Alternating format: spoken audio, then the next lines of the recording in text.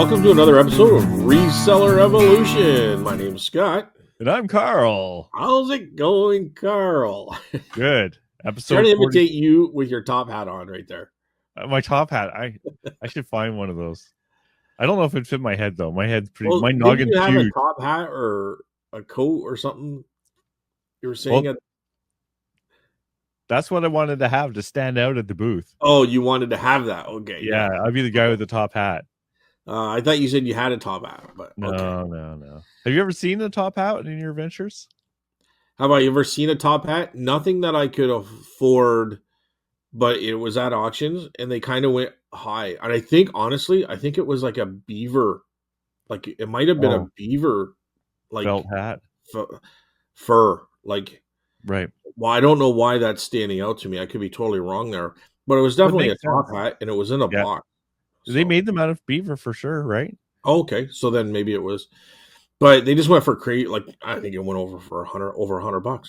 Oh my god! Yeah, like just thinking, kind of trying to remember back in the day, but yeah, it went crazy high. Like, but there was my earlier times too, where I didn't really know. Like, if it was $500, $100 is nothing, right? You should be in for that, but yeah, I can't remember. I just know it went high. It went out of my reach. But anyway, yeah, no, I don't really see too many top hats, to be honest. I see a lot of the ones made of like a grass or a straw type thing. I see those too. You know, or like the boaters. Are they called boaters? The ones with like the blue stripe around it? Maybe, yeah, that's right. I think it's called a boater. Is it called a boater? Oh God, I hope I'm not saying something else. I don't know. I don't know what they're called actually at all, but I sold one that I actually went to Japan. Oh, nice. Yeah, the guy wanted it. I said no, so he got it through a third-party shipper. This is going back a couple years ago, and I didn't get much for it. I think maybe $40 or something, but he wanted it. So,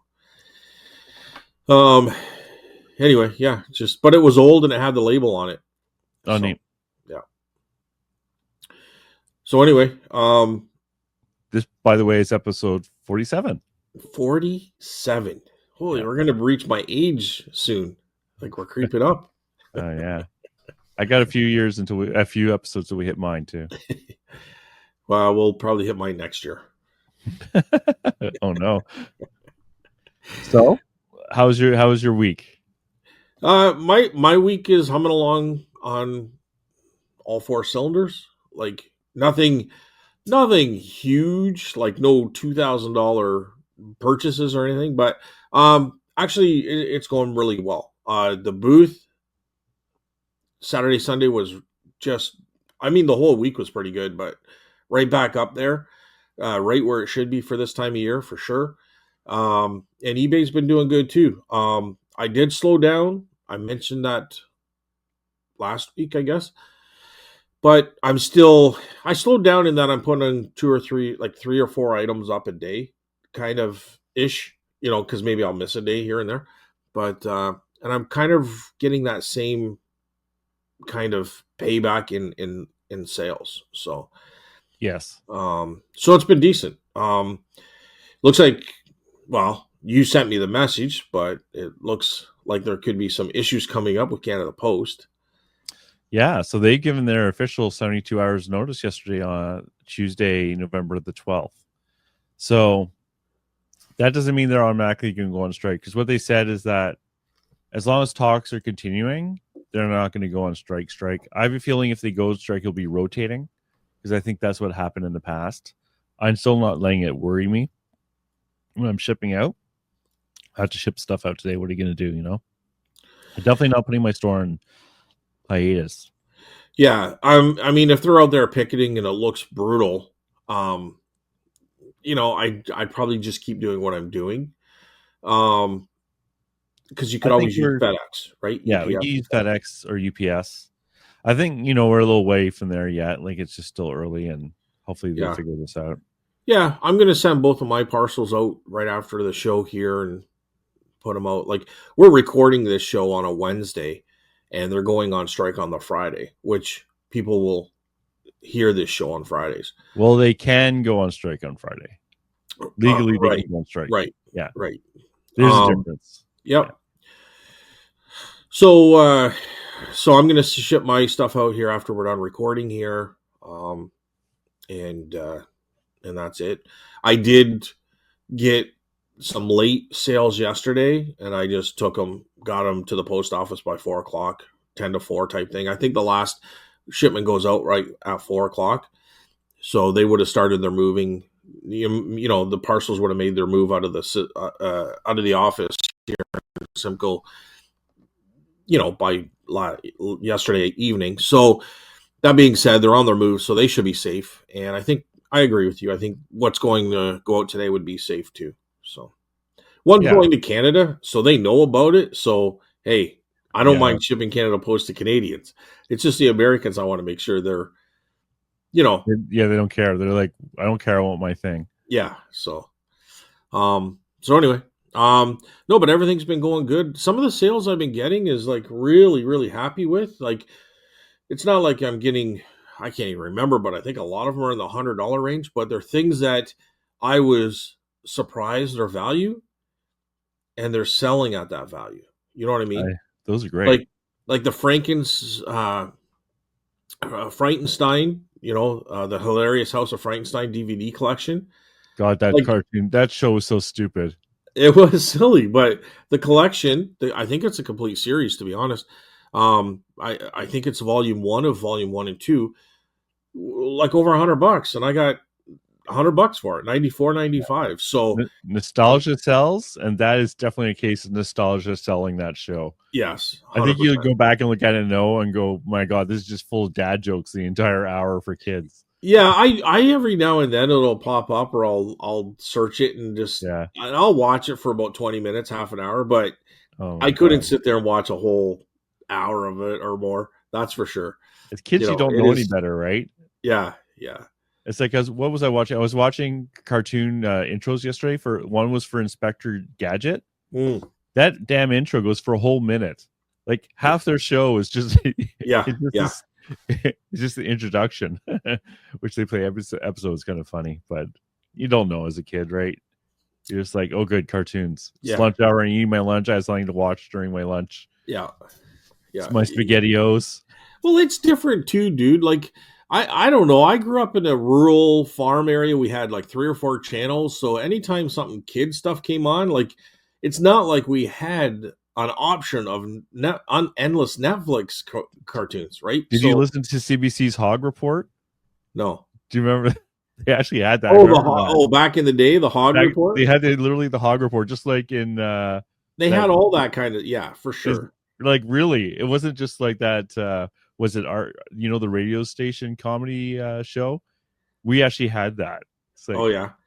the Hog Report. I I think I'm kind of digressing a bit, but it's really amazing when you look back and you watch things like Red Green and how YouTube content that was, Yes. Yeah. right? That is your like typical content right now for YouTubers, right? Hmm. Like, it's almost like somebody's in his backyard trying to put this together and he's a bit of a numpty. You know what I mean? Like, Yeah. Wayne's World, another one. Typical YouTube type, you know, Before. content Yeah. before YouTube, Before before YouTube. Yeah. really the internet, really. But it's amazing going back and looking at that stuff and just see how relatable it is because of what the YouTubers are putting out there. Like, does that make sense? Am I Yeah. saying it right? Well, I can tell you how many times YouTube has saved my butt when trying to put like troubleshoot something or fix something, or like why I'm having this issue in the YouTube. There's a video for that, and usually they're pretty good. They fix stuff for me, so I'm pretty happy with that. But Yeah, but I'm just talking about, like, Red Green was a fictitious character, oh right, right? well, He's that's just it's a become made up reality. TV show, kind of a Yeah, comedy. But yeah, now you got people doing the same kind of content in real life. Like, I know. you know, taco stacks. Hey guys, I'm going to an auction today. Come with me. You know what I mean? Yeah, Like, it's just like he's no different than a Wayne's World or a Red Green. He's just doing it taco stacks. You know what I mean? Like, yeah. it's not any professional. It's a guy with a camera. Like, it's just funny how characters like that, it's almost like reality TV before reality TV. Life imitates art. Art Yeah. imitates life. Yeah, that's pretty deep, Carl. I Pretty know. deep. I've had my coffee today already, so I'm good. But yeah, no, it's just interesting. Anyway, kind of digressing there, but all that nostalgia stuff for sure. And And it it's sells for it $100. Yeah. Yeah. And you can get it for very cheap because people just most of the time don't even realize it, right? So Yeah, they don't necessarily value it, but yeah, that's cool. So it's been a pretty good week. Like for me, I was just about to ask, how was your week? my week was good. The flea market was a lot busier. I got to talk about the flea market, of course. It was busy. So I made the mistake. I always write down my sales and I forgot to do it. And it's like because I got one of those. I went to IKEA and I wanted one of those glass cabinets there, and I knew I could actually fit it into my car, which is kind of good. So I got one of those. It was $120 for just a small glass cabinet, which is fine with adjustable Kia ceiling. is expensive, but yeah. Yeah, but Is it honestly, one you put together? You have to yeah, assemble it? yeah. Yeah, it's But tall. honestly, I find you can't get them really below $75 often, anyways, for a used one Right. that might have damaged and scratched up. So Sure. Yeah. I whatever. mean, you're going to use it. It's making money for you. So yeah. Okay. Yeah. So I decided to put that together. Oh my god, the whole 8 hours of putting that damn thing together in the flea market. Oh my God. Thankfully, next to me, like they never come in. They haven't been in there like a month and a half or something. Yeah. So I just decided, like, screw this. I'm gonna make it in their cabinet. It's not like they have everything covered in cloths anyways. They're not using it. Yeah. So I just went in there, and every time it was a little slow, I would go in there and start assembling this. Of course, I put things in backwards at least once. And the instructions are actually pretty bad for IKEA. Usually they've actually improved a lot with their instructions, I find. But Dude, it's 4 glass walls and then I top know. and bottom. Dude, you can put the glass walls the wrong way, believe me. Anyways, I didn't even finish it.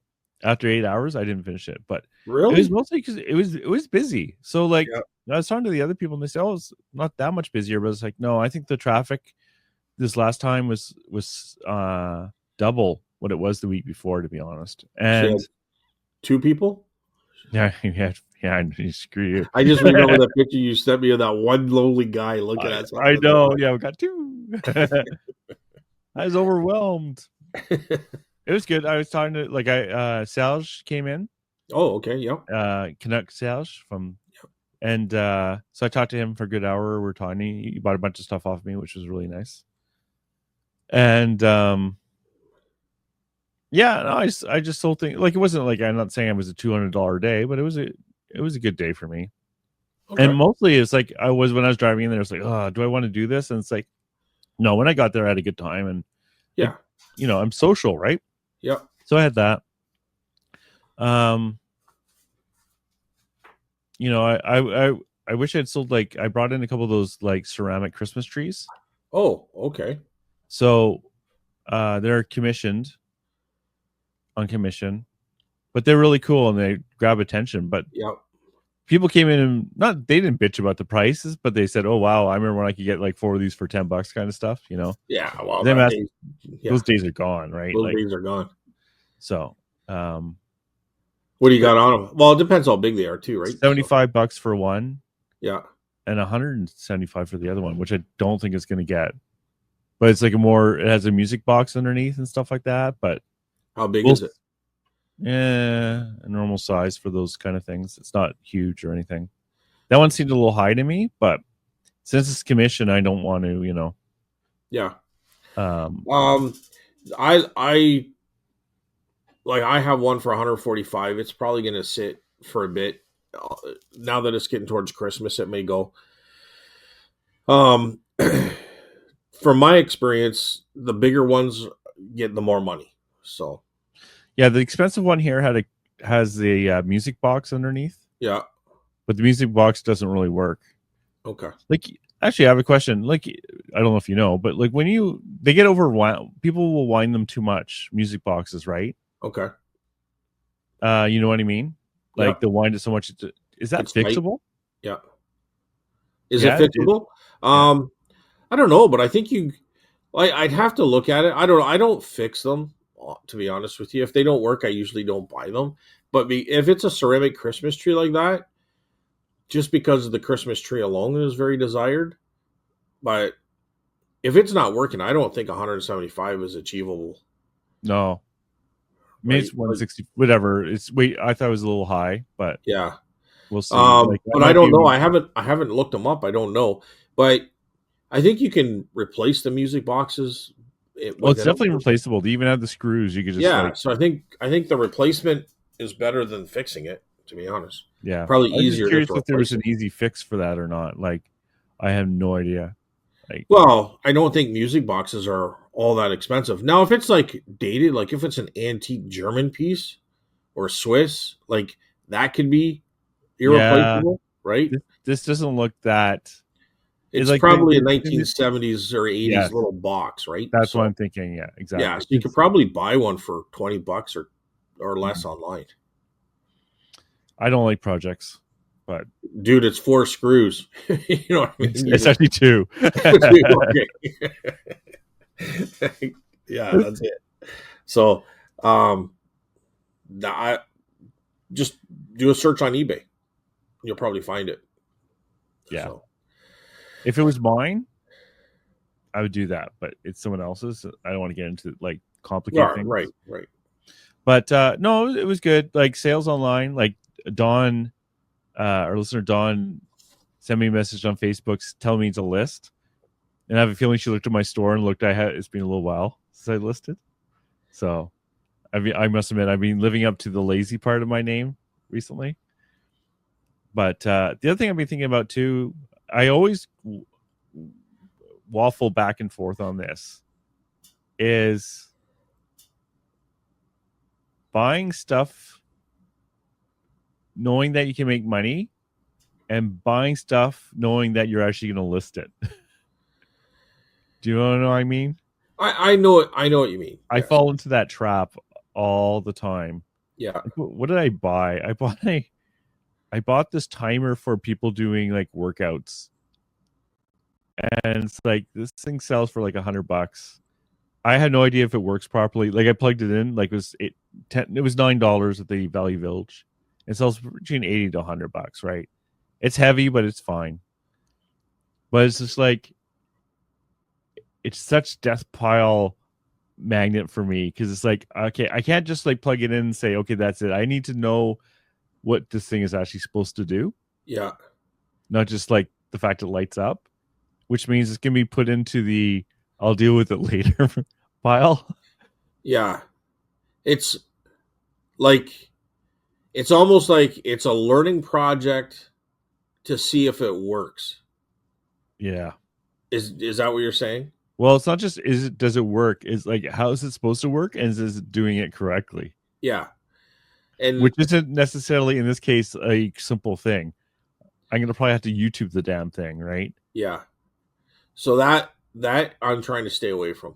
Like video games are like that for me, but Video now games I've can be got my definitely like that. son to test them all, right? So Yeah, so like a good example, obviously for a I don't fee, mind but if it's easy. I don't mind. It's yeah. like a good example of that is I for downtown at the booth I have a DS there, and I want to test all the DS games just to make sure they work because sometimes they don't work, Yeah. and But that's it's not easy. even that easy. Like you got to plug it in. You got to like. It takes you like half an hour to really test it properly, right? Well, a Like DS game is 5 minutes, not even right. You just plunk it in. If it loads up, that's good enough. Right? A DS I can figure out. There's no studying there, right? well, a DS like a little DS Yeah, like DS sure. You handheld. turn it Yeah, on. You yeah. take a couple pictures with it on, and it's fine. Yeah, Yeah, in this case, the games are so cheap. I'm not selling them online. They're only yeah. worth like $5. There is a good game out there though that I know. Animal Crackers goes for about 25-30 bucks, Oh, there's some good ones. and that's without the case. That's Yeah, just all these games are almost all without the cases. I had a because good one here. I'm sitting there with about 3 or 4 of them in a little thing, and my son's like, "You got Animal Crackers? Like you don't know how much that's worth?" And I'm like, "I don't know. I never even checked it yet." Oh, that So drives me nuts. I listed 2 of them. Probably this was in the spring, and they both sold pretty quick. So animal crackers, yes, pretty. Without the case, if you have the case, I think it's probably worth Oh, it's- $40. yeah. I was I mean, actually that was in the spring, so maybe it's changed, but I doubt it. It's I probably doubt it's changed that much since then. yeah. I had a But guy like a guy came by the booth and I had it. I had just taken it out just to kind of like get it ready to see what I had there. yeah, But I wasn't putting it out for sale because I want to check this. And then immediately some guys like, "Oh, what do you have there?" And I said, "Well, I'm not actually selling the DS Lite itself because I want to keep that for testing purposes. yeah. But you want to look? Oh, can I look through the games?" And it's like, okay, but these are all crap games. And it's, my point being, we had a little discussion because there's fake ones out there too, eh? For the DS games. Oh, is there? I don't know. Yeah, that adds a bit of complication. Like at a flea market, I'm not going to be too worried about the DS police coming after me. Yeah, But online, it'd be nice to know at least the fakes because they're so common now, and people do care about that. yeah. A collector would for sure. Um, yeah. So I threw a couple two PS3s, a PS2, a PS1. So far, I put those in my booth just last week, so we'll see how they do by Christmas. But I have a whole bunch of crap here, so Yeah, if I pivoted my camera to the side, by looking over there, I have like I can see a PS4, Xbox One, Xbox 360, a Wii, yeah, yeah. all with a Like, nice layer of dust on them. and it was accumulated over time because I know you could go out and get them because you can sell them, but at the same time, I just it was a death pile thing, so I was glad to get my son to do it. I oh, I mean, your son did it for you. That's good. yeah, So yeah. there is a point of having children after all. Yes, yes. Oh wow, revealed here today on this show. Um, so that was on the selling side. On the buying side, I went to an auction. Yep. I got beat up pretty hard. Felt like I was in a boxing match with Mike Tyson.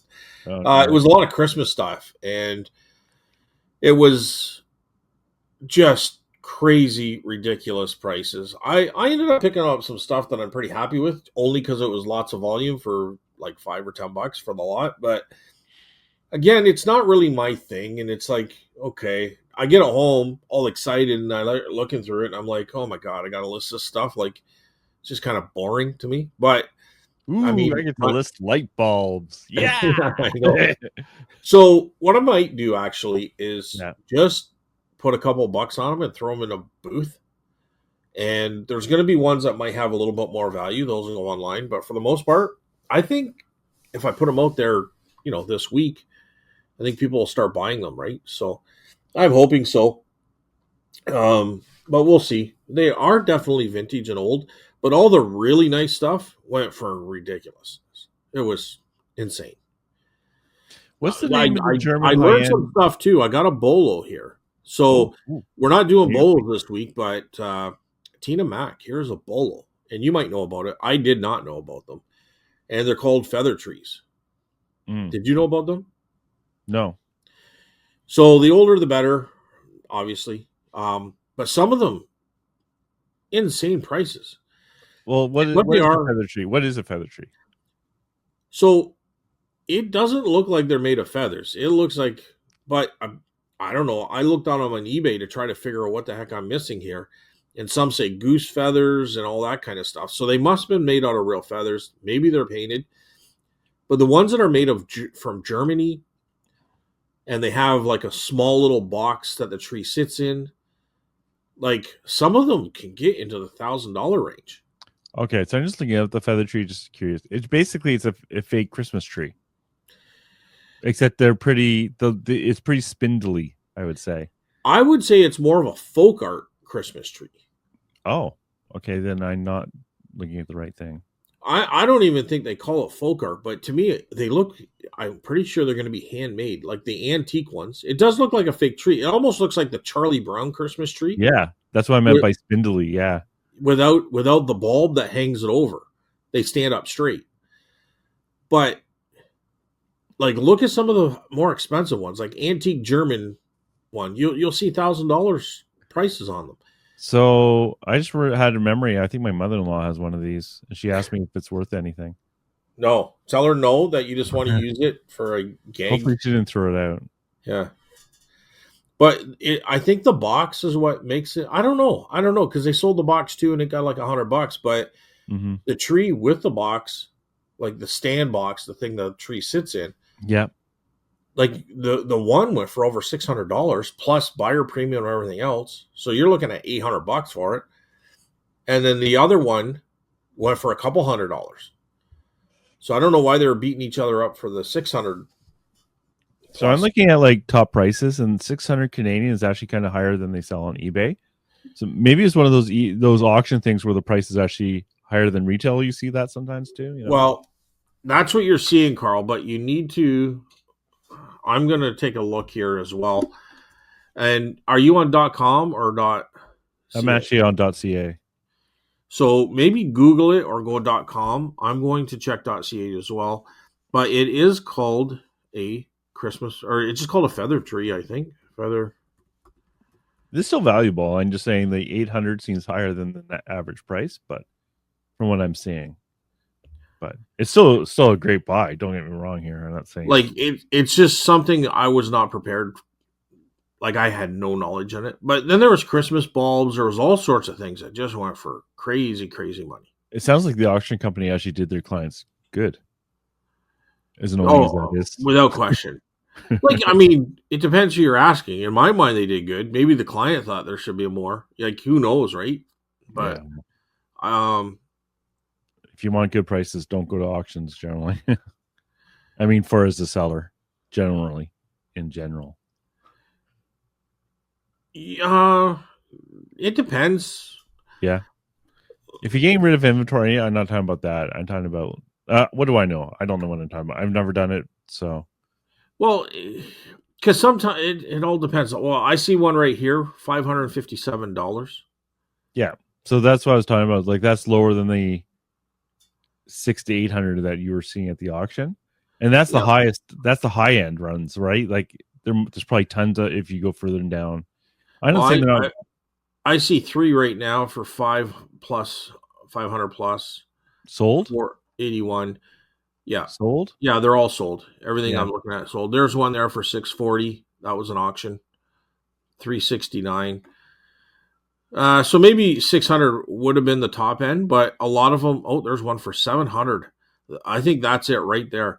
So I think what you got to type in is goose feather Christmas tree, antique goose feather Christmas tree, Yeah. $711. I see the one that you're talking about. I think, Yeah. but it is an outlier, right? Like that's What's an outlier? like most of them sell between 300 to 400, but you get the fluke ones that for whatever reason went super high, right? I'm just talking about like the average tree seems to sell between 300 to 400, right? Well, I get what you're saying for sure, Mm-hmm. and as a picker, keep that in mind.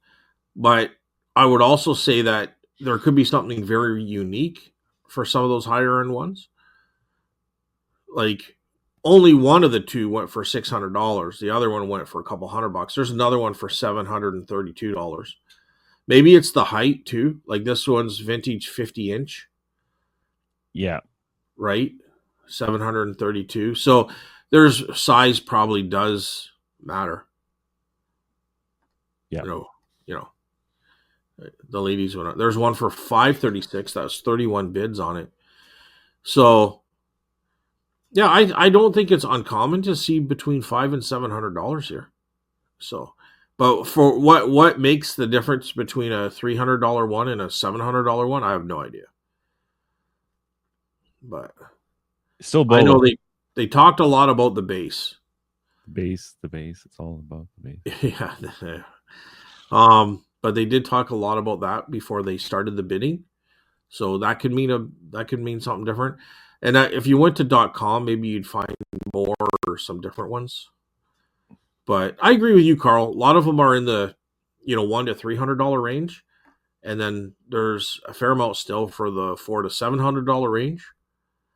Not as many, but there could be different variables involved, right? Like maybe like some say goose feathers, some say the height, so maybe those things make a difference too, right? Yeah. So you got beat up.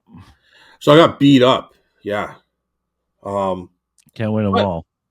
yeah, like as soon as I pulled in the driveway, I saw the cars. I'm like, Steph, you know what? We'll be lucky to grab a couple boxes out of here. But we Yeah. ended up getting quite a bit of stuff, but it wasn't prime stuff. It was a lot of like Yeah. $5, $10 stuff.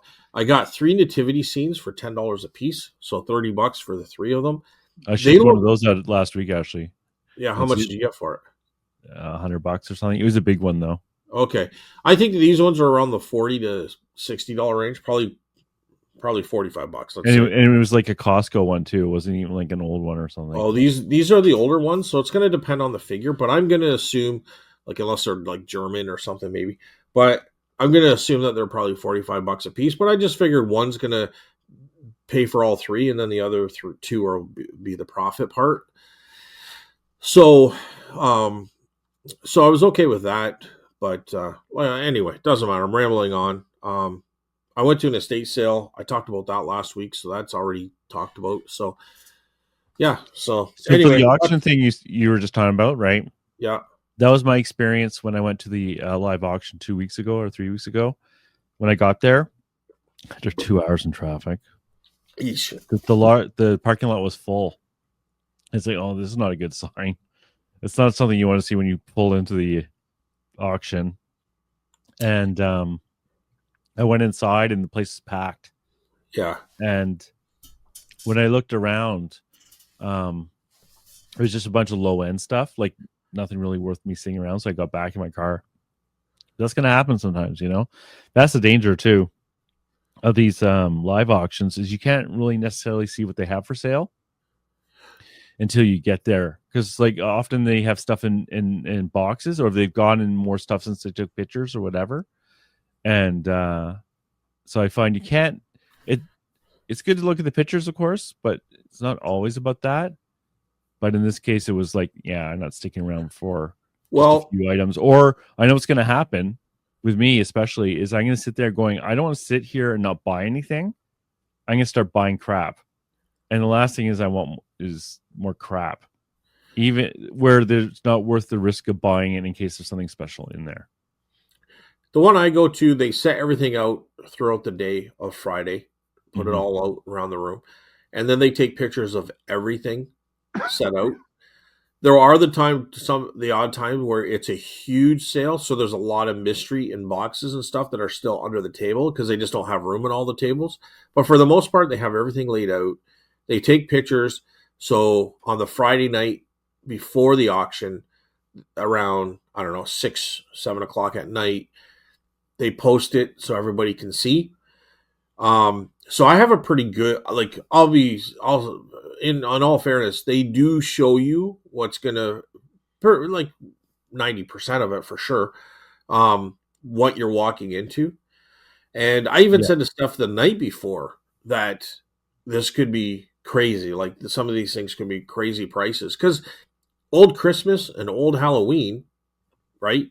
Like those are very highly collectible. So All year round too, not just at Christmas. Yeah. yeah, for sure. That's So like a anyway, that's like that a being I said, don't know that well, to be honest, is Christmas. Like I know with the state sales, if there's one thing guaranteed that you're gonna see at someone's house is a whole bunch of Christmas stuff, right?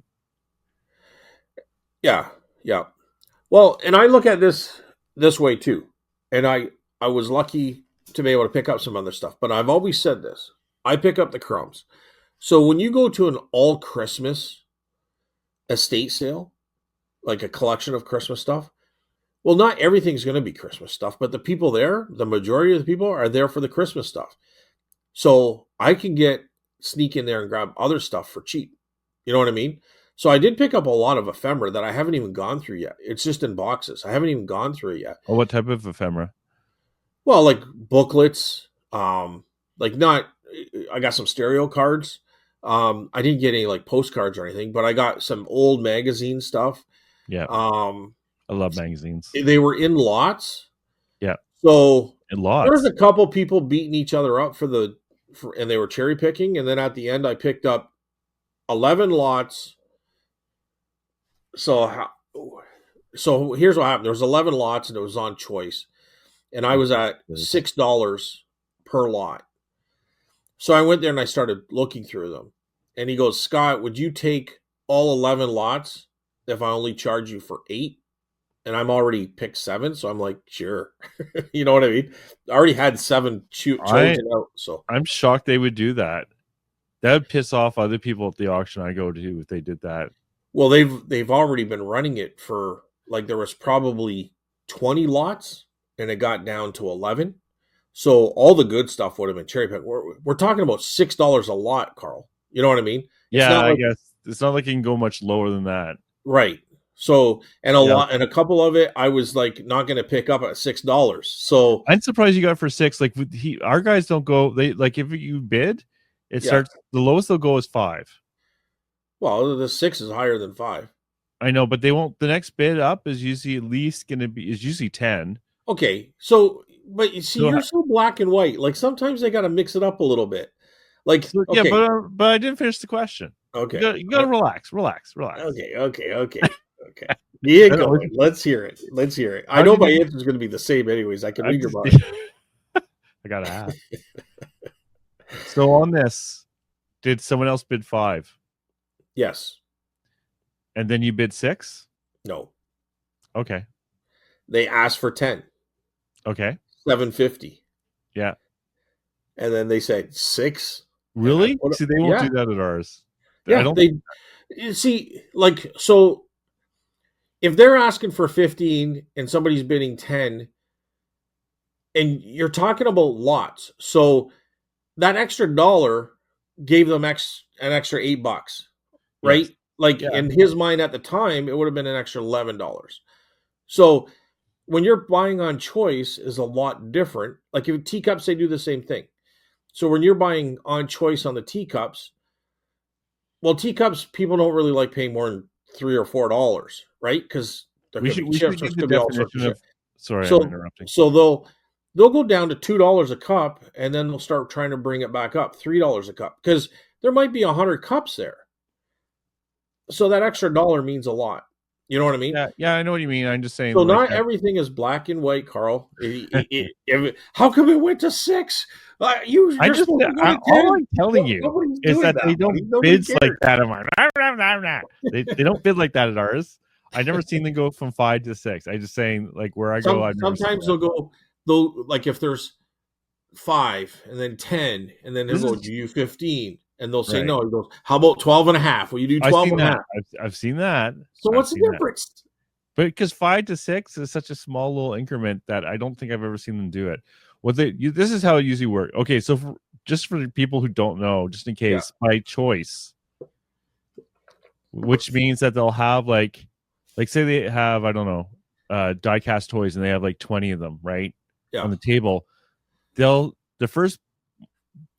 bid it up by choice. So like say Scotty and I both want the same thing, we'll bid it up. Whoever bids last doesn't get all 20 die cast if it's by choice. We bid to a certain amount, and then Scott, like say he wins at, I don't know, 15. Scott gets to go to the table and pick as many as he wants at $15 each. Right. That's by choice, just in case people don't know. Okay. So, but usually what happens at our place is like you said, all the good stuff gets taken out, right? And if they have a bunch left, then it comes, usually for us, it goes, like say there's like out of that 20 diecast cars, there's, I don't know, 8 left, right? Right. And no one's bidding, no one's willing to pay $5 each. They'll lot it up into one great lot of all of them and then start bidding from there. That's usually how they handle it at ours. So this guy mixes it up, and there's tons of that kind of situation too. Okay, add something to it, right? Yes. And so, but if you're at 100, 110, somebody puts up their hand, 100, 120, they're not going to go, will you do $111? They're not going to do that. Oh God, I hope not. No, Yeah. that would be crazy. But if it's below $10, they will try to push $1 or $2, especially if it's small stuff. They don't even know ephemera. Nobody knows ephemera. I don't even know ephemera. I pick ephemera cheap because I love to learn about it. Maybe the odd time I'll see a bunch of stuff that are as good, But if I see old ephemera, I know it's worth $6. I know I'm going to get my $6 out of that lot, and the other stuff will be probably garbage or decent or could be home run. So I'll pick it up for certain prices. Um, By they the way, I'm not saying there's anything wrong with that bidding. I'm just saying they don't do that where I go. Yeah. That's all I'm So saying. yeah. So they thinned out a lot of these lots, to be honest with you, and they had two piles of books, and I was going to pass on those books because he said 8 for because they weren't the books that I would go after, right? Not saying they're bad books. I don't know. But I'm not they're not old, they're not topics that I'm familiar with that's old. But like for instance, I had, and this is going to be from an auction, probably maybe a month or two ago. It was a thin book on uh, high, combustible power from night, and it was a 1913 booklet, very thin booklet on combustible engine, and it's the new power or something like this. Okay. But it was on a certain engine brand, um, Muchin or Munson or something like that. I mean, I put $40 on it, and it sold like before the end of the day was over. So I priced that cheap, but I could not find anything on that.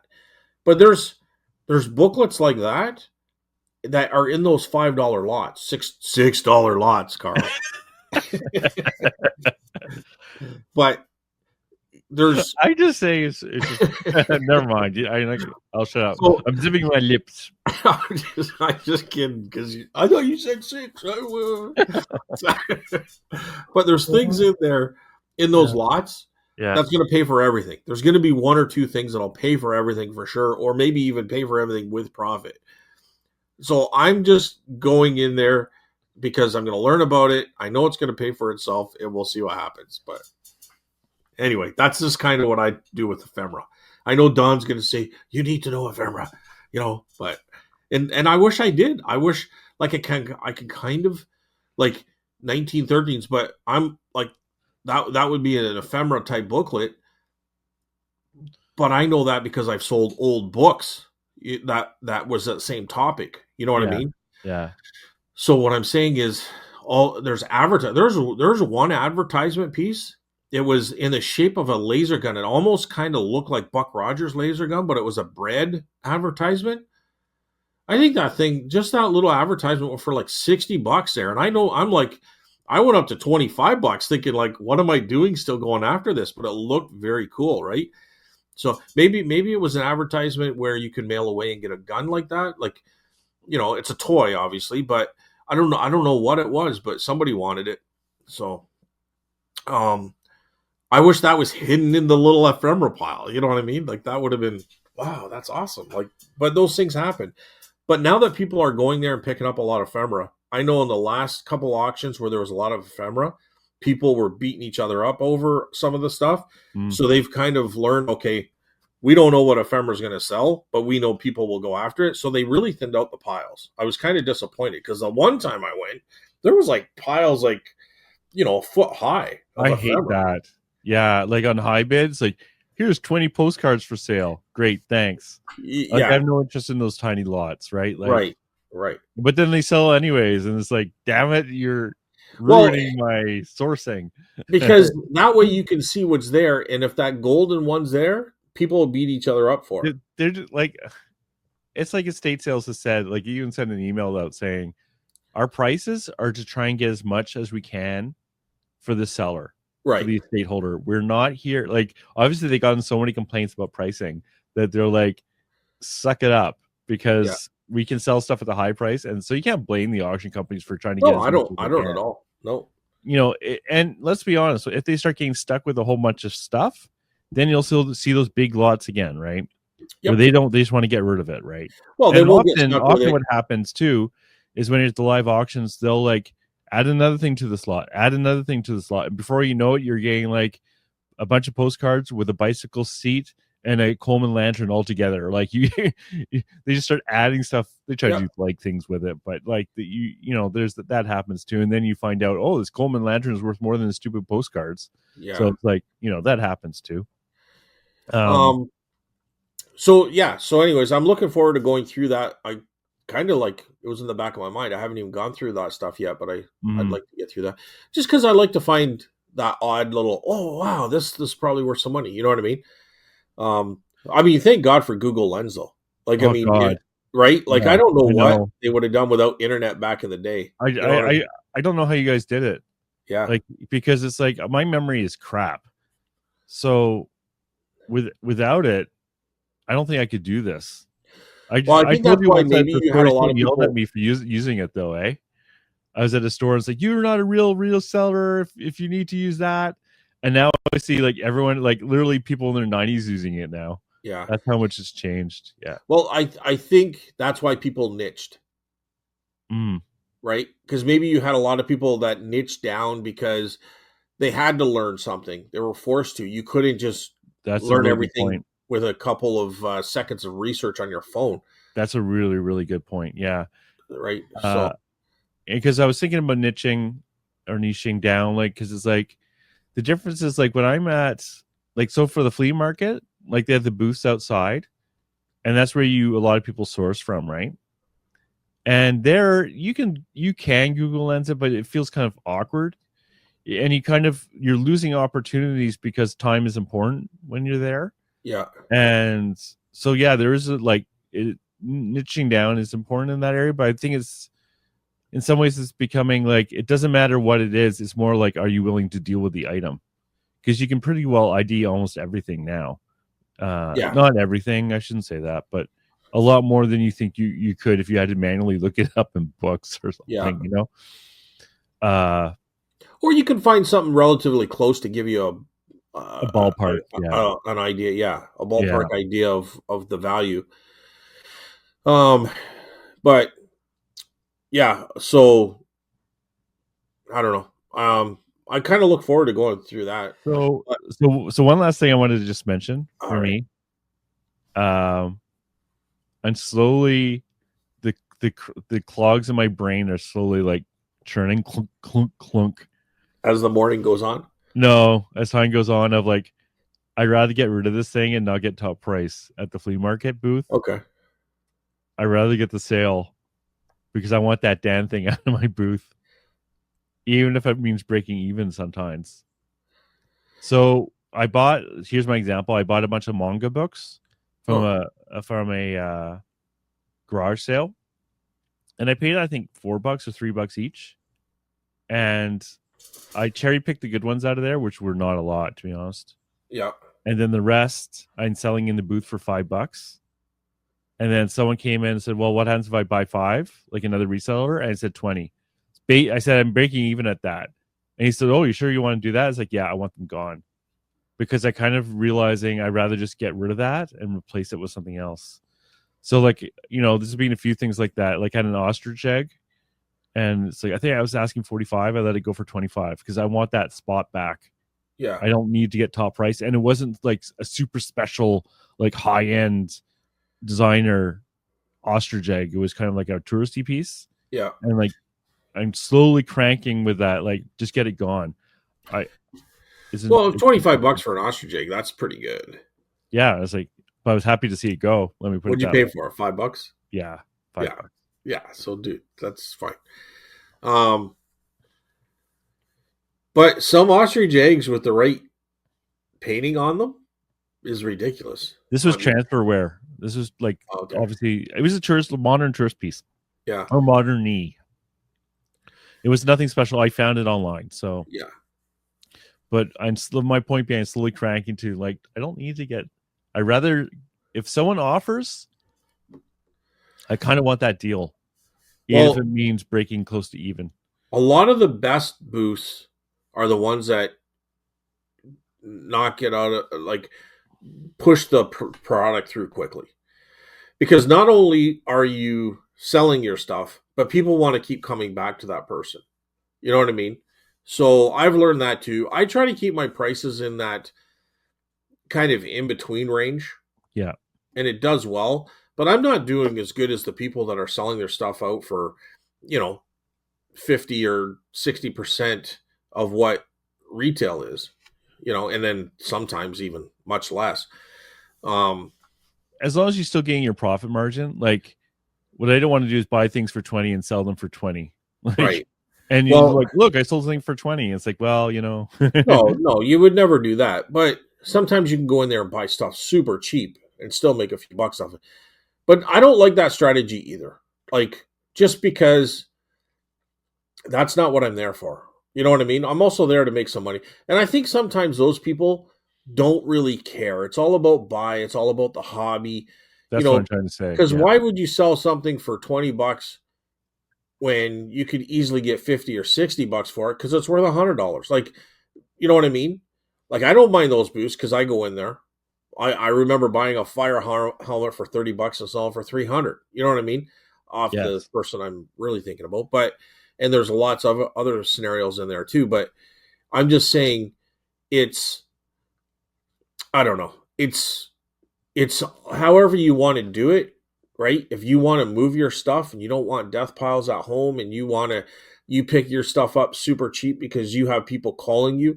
That's what she does. She has people calling her and like they're her age and they're just downsizing, moving to an old age home or whatever this is. Someone's passed away. So she gets a lot of phone calls. She's been doing this for a long time though, right? And some of the stuff she gets is amazing stuff. But I'm thinking of this one vendor in particular, Yeah. but she sells it for way less. And it's almost to the point where sometimes I've heard other vendors complain because it brings down their values of their stuff, Yeah. I right? could see that. So, Like, yeah. but I don't really care. Take advantage of it and go buy that stuff and resell it yourself for a profit. You know what I mean? Like, there's other ways other than just Oh, complaining, but yeah. it's her stuff. She can sell it for whatever she wants. I don't really care. It does get a little frustrating sometimes, but because she'll pick up a lot of canning jars and put like $5 or $6 on them, and some of those canning jars, I think you should be able to get about $10-15 for sure because they're nice bubbly blue glass, aqua blue or green. Yeah. Um, Resellers like Adam does, picking the pickers, right? That's a very common thing. Like I say at least half my sales are probably to other vendors yeah, and they think they can get more for the items and they can, more power to them, right? yep, Um, for me, it's like a case of like, sometimes it's like I've tried selling something, I just want it gone, right? It's like, okay, this is not right for me, a right fit, and I just want it out, right? yeah, Or sometimes it's like you might get type value for it, but not in a market that I have availability for. Like someone bought a Godzilla off of me, and it goes for 75, and I sold to him for 35, and I bought it for 5, and it's just like I know I could probably get that, but I don't want to deal with it. And he's not going to sell it at the flea market. He's going to sell it. He told me he's going to sell it at a toy expo where you okay. can get that 75 or even 100, right? So for him, it's worth it to hold on to. But I'm not going to go to I'm never going to be a vendor at that toy expo, so I don't even have access to that particular market. Yeah, and some people don't put all the costs of selling stuff into their equation. No. Like they turn a blind eye to it, I think, or they just kind of like, I think they just turn a blind eye to it. They don't really Yes. understand you're not getting that for that thing because you got to pay $200 for that 10 by 10. You got to drive there. You might have to rent a trailer or, you You got have to to buy account lunch for while your you're there. time. Yeah. There's You know what I all mean? these little expenses that you don't account for. You And buy they a don't glass account. cabinet for 120, which is like 3 months of like profits at the flea market. Yeah. Well, I mean, but you could always resell that and it's going to get some use out. You're talking about the cabinet you bought, right? Yeah. I'm just Yeah, making fun yeah, of yeah. myself. Yeah. Yeah, I know cabinets are different because you can usually resell them and stuff if you want to at the end of the day. Um, they're kind of like a hedge against inflation. Oh, it's like gold. It's like gold. Wow. But in all honesty, this is no different than buying stocks or playing poker. It's all risk reward. You know what I mean? Like how much do you want to No. risk on buying something and how much of a reward are you going to get? That's all. If you keep that in mind, Hmm. I think you'll do good, right? So I don't know, without going down that topic, but you I know what I'm know, saying? right? Like, You're just risk tempting me. reward, right? I see the little lure in front of my mouth. No, but it's true. It's true. Like you're risking $2 or $5 to make 50 or $100. Like if that's your threshold, that's where it is. If you can source like that, that's fine. But if you can't get that and you got to risk $50 to make $100 or whatever that guy was saying, I'll go to a toy expo. Like I don't think that is a risk reward I want to be part of. You know what I No, but mean? he's experienced. Like this guy I'm talking about. He knows what he's doing. It's not. Yeah. He isn't the type of person who's. I like the look at that. I want in my. Like I do see those people who like will put everything out at the same price, and then there's a piece of gold, and they haven't even bothered looking. Like there's those guys, and then you want to buy off those guys, and if those guys are happy putting out a big tray for $10 and there's gold in there, and they don't even want, they just want it, they bought it for $1, they just want it gone. More power to them, I do. Okay, Carl. Anything else before we get to comments? No, I think that's it. It was nice to be busy, and yeah, let's get to comments. I can't think Well, of anything before else I want to say. anything going on this week, anything coming up, anything you're looking forward to? No, No, just Sunday. Just it takes up way too much of my mental energy Sundays. It's kind of funny, but because it's like what I'm trying to do now is like they have a Facebook group and you post stuff that you're going to bring, which I think is a great idea. I don't know how effective it is, but it's a good idea. I don't think it's a good idea at all. Are you being sarcastic? Yeah. You are being sarcastic. I'm not. I think the mystery is what people should be coming back for. If they know what you got there, I'm not going to go for that. Especially if you do prices and stuff. I think the mystery is what brings people there. They want to just grab a coffee and look around and see what's there. Yeah, if I can go online and see what's there, why would I go there? And then if I don't go there, there's no impulse buys. That's funny that you say that because someone else said that to me that was the whole purpose in the place is that someone who goes to buy wanted them to set up so he didn't have to travel. So there is something to what you're saying.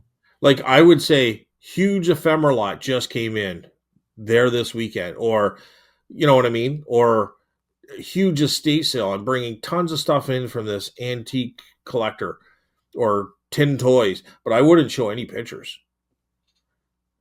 I wouldn't show any pictures at all, or show one with caption. You know what I mean? But I wouldn't say, "Hey, look, I'm bringing these 10 items. These are new items I'm bringing in today." That's interesting. I'm not saying I agree or disagree. I'm just saying that's an interesting perspective I didn't think of. Yeah. I'll have to think about that. Yeah. I want people just to get there. Once they're there. Well, here's the problem. Yeah. As someone who doesn't know what the hell they're talking about, is I sometimes feel that some booths they never bring anything new in.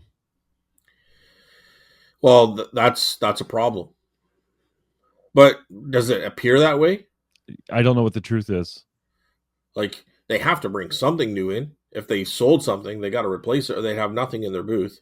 Sales for some people are so low that I think they have so much stagnant. We've talked about this before, but yeah.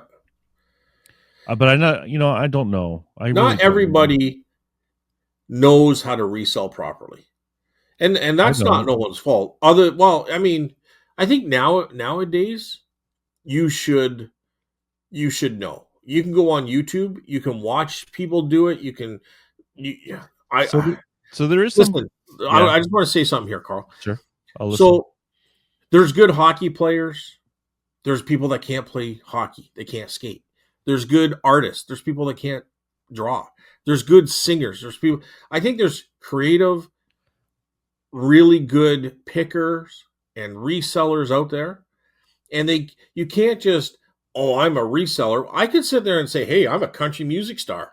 That I can't sing a note. You can say you're a reseller, but unless you're out there hustling, switching it up, making money, willing to kind of pivot when you have to, and really just enjoy the whole experience of a reseller. Not just, hey, look, I got a booth with a bunch of stuff in it. That doesn't make you a reseller. You know what I mean? You go to a yard sale, there's some yard sales you can say you have a yard sale, but it's just a bunch of junk. You know what I mean? And there's like, so what I'm saying is just because they have a booth or they call themselves a reseller doesn't mean they're good at it. Doesn't mean they're really a reseller. They might be a socialist. So I shouldn't say socialist. They might What? be, they might be socially activated. I don't know. You know what I'm saying? Yeah, Socialist. they go to be social rather They than go sell there stuff. for social reasons, right? Yes, It's a hobby. It's yes. just something different. So I guess what There's I'm an saying aspect of there, that too. Yeah.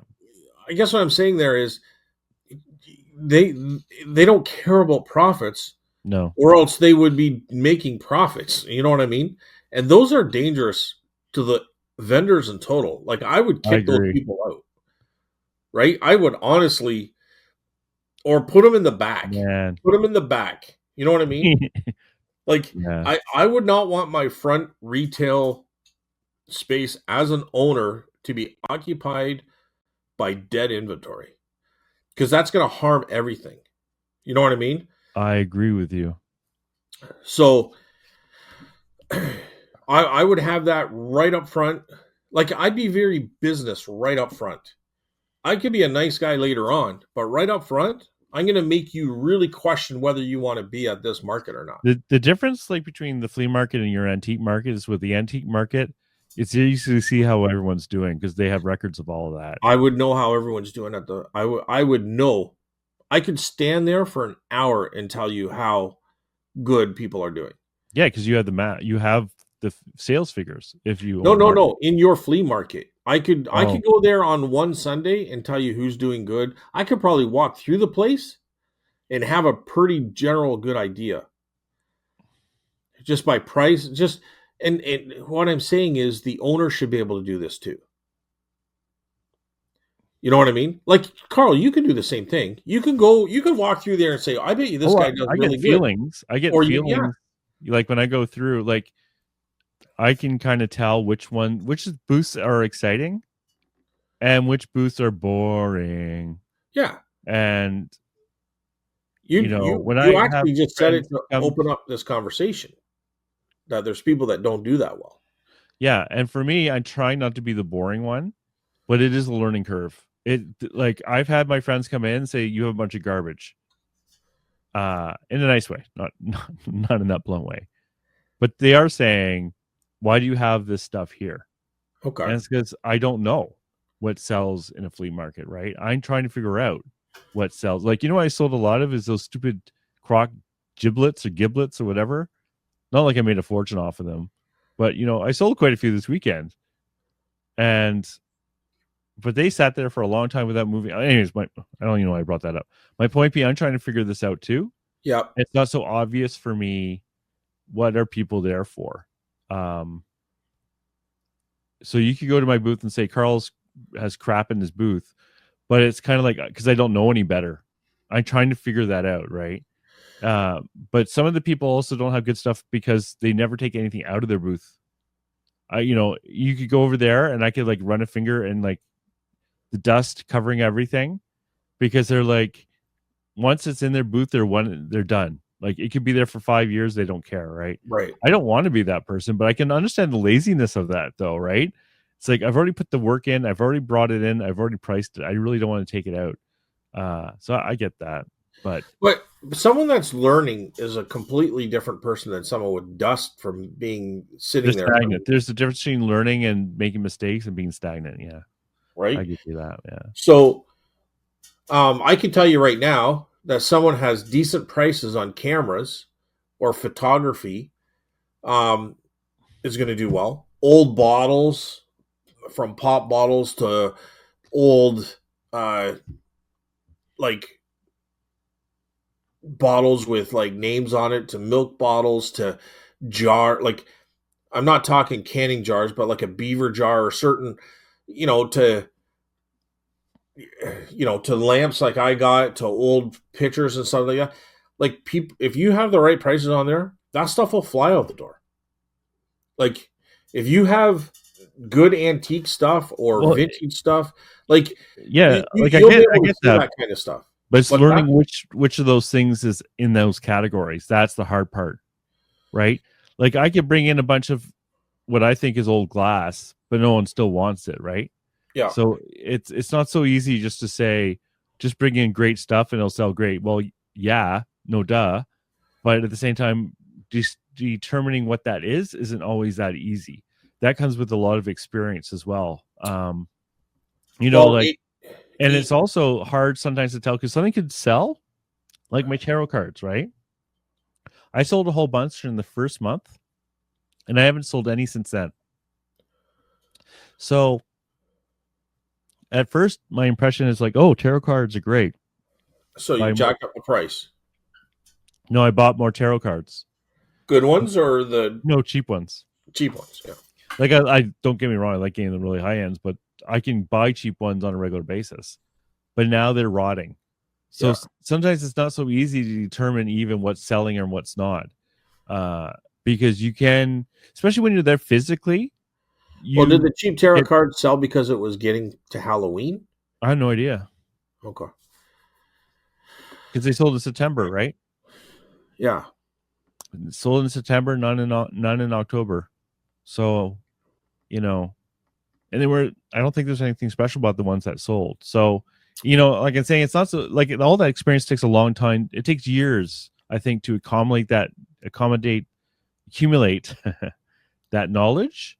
And sometimes it's like you forget everything that you've learned over time of how much that was built up learning and making mistakes and seeing what other people are doing, getting good advice, getting bad advice, and all that stuff. So yeah, it's like if I could just fill my booth with wonderful, amazing, high selling, high turnover rate stuff, I would do it. But you can't just do that. It takes Right. time to do that. Right.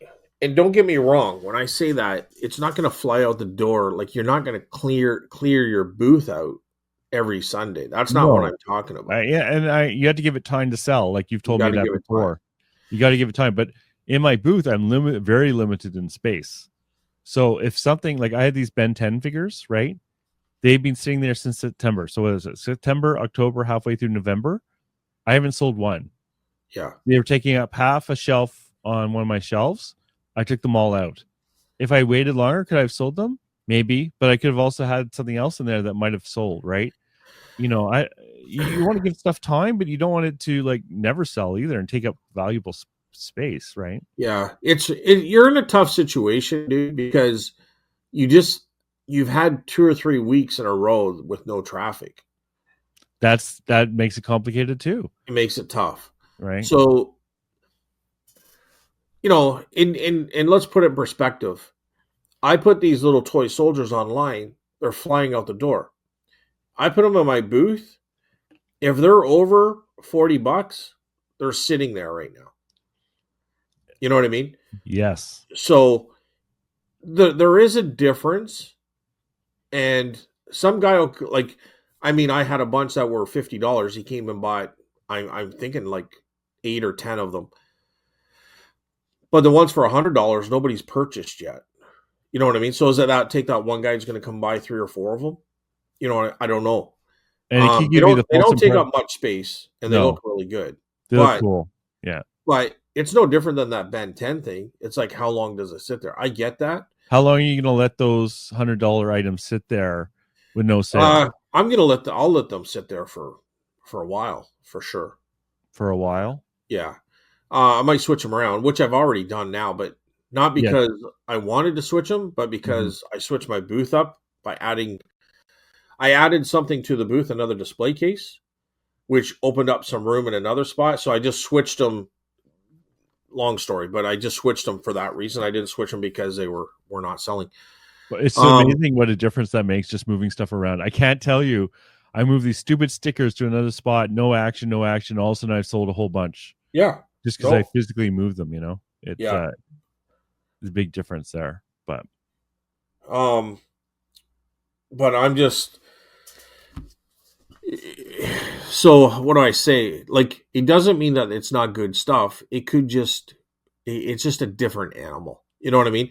So you got to kind of ask yourself, and I'm kind of thinking this out loud as I'm going along. So again, it's one of those situations. Maybe I'll change my mind, but I think Mhm.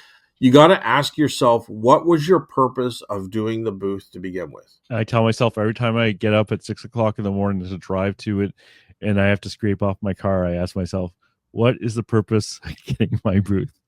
Yeah, but your purpose was to kind of blow out some inventory. And make some money. I like money. Well, Both. There's nothing I wrong with think both. I think you're doing both, right? Like Yeah, you're recouping some of the money back. You're probably making some profit, and you know what I mean? But if you're going yeah. out and buying things specifically for the booth and you're buying That's a bit of a mistake. I'm trying not to do that. I like buying stuff so specifically for the booth. Like, just sorry, I just want to say something about that. yeah, I'm trying not to do that now okay. because I found that was a bit of a mistake Because because I was used to high prop margins, and in the booth the margins are much lower. well, not only that, but you're now buying cheap, like I don't Cheap know. I'm shit. just going by what you're saying, but are you buying more junk to put in your booth? That yes, and I'm trying to So stop that now. you gotta be careful.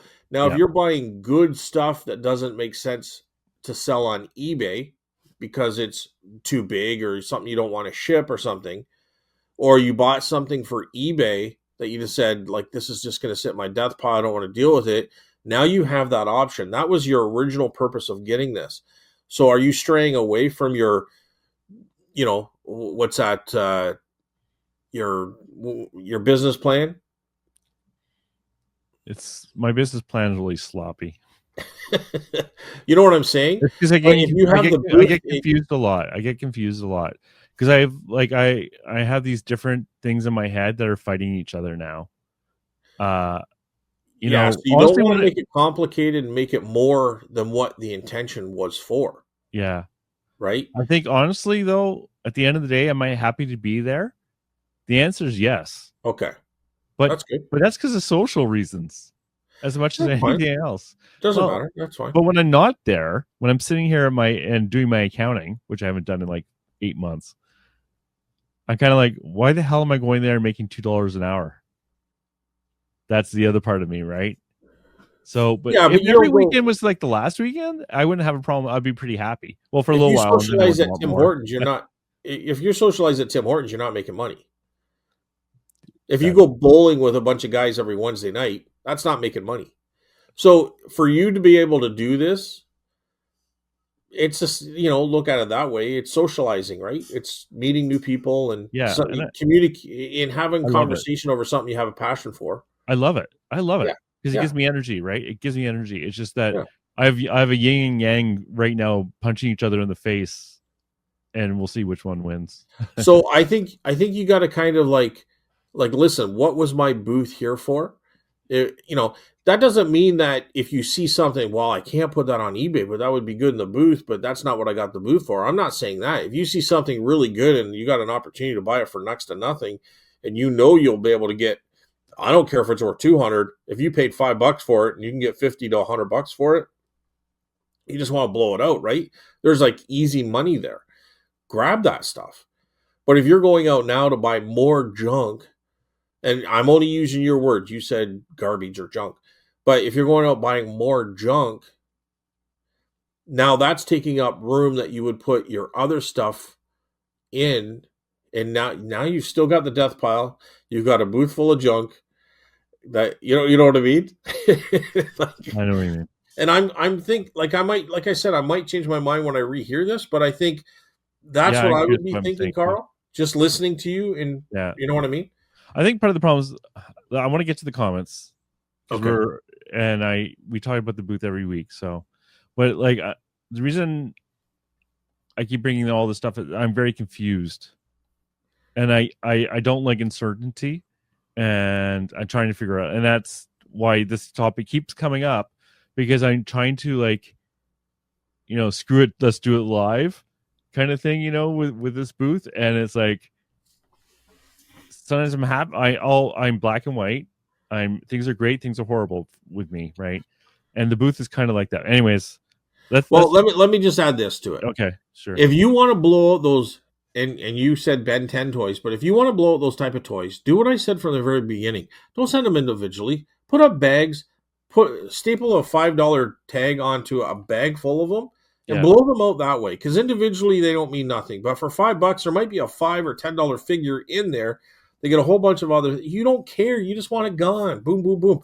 You've already made your money out of it, or $5 is going to break you even, whatever. You just want to blow that stuff out, put it in a tote, let people dig through it.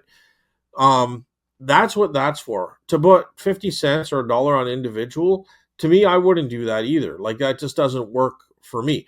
The only thing that I'd be putting anything like $2 or more on, say more on,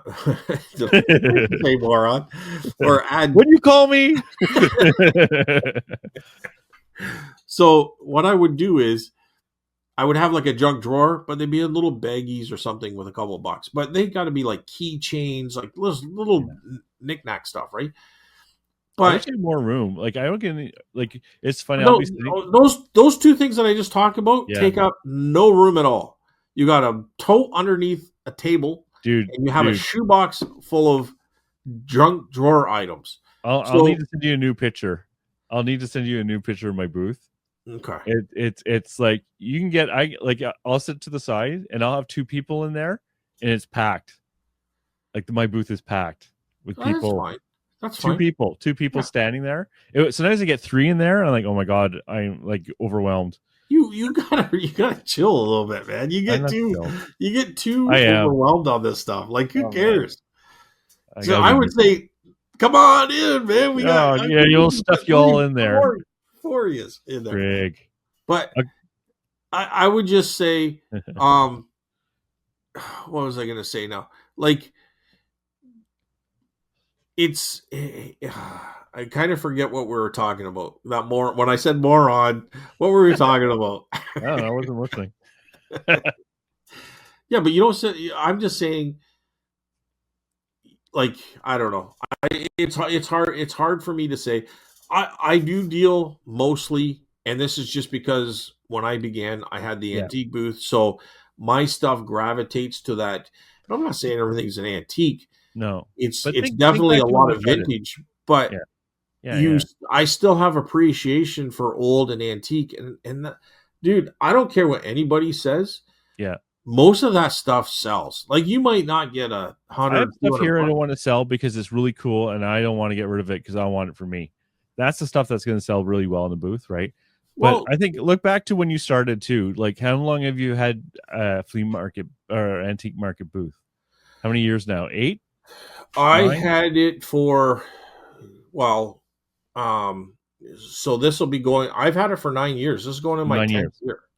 So think about way back at the beginning, what kind of stuff you had in there compared to what you have now. I assume it's completely different. Not completely, but radically different. Well, I wasn't on eBay or anything then either, but I pretty much stuck with, like, if I didn't have anything really that I can really just hone into that was newer than the 90s. Like, I think the odd thing might have been 1990s. But most, like DVDs is an exception. But most magazines, Playboys, they were all 1980s or older. 1980s, 70s is like nostalgia stuff. 60s. And then after that, it gets into like your military, Do you have any pictures from back then? Yeah, I know videos, dude. There's videos online. Okay.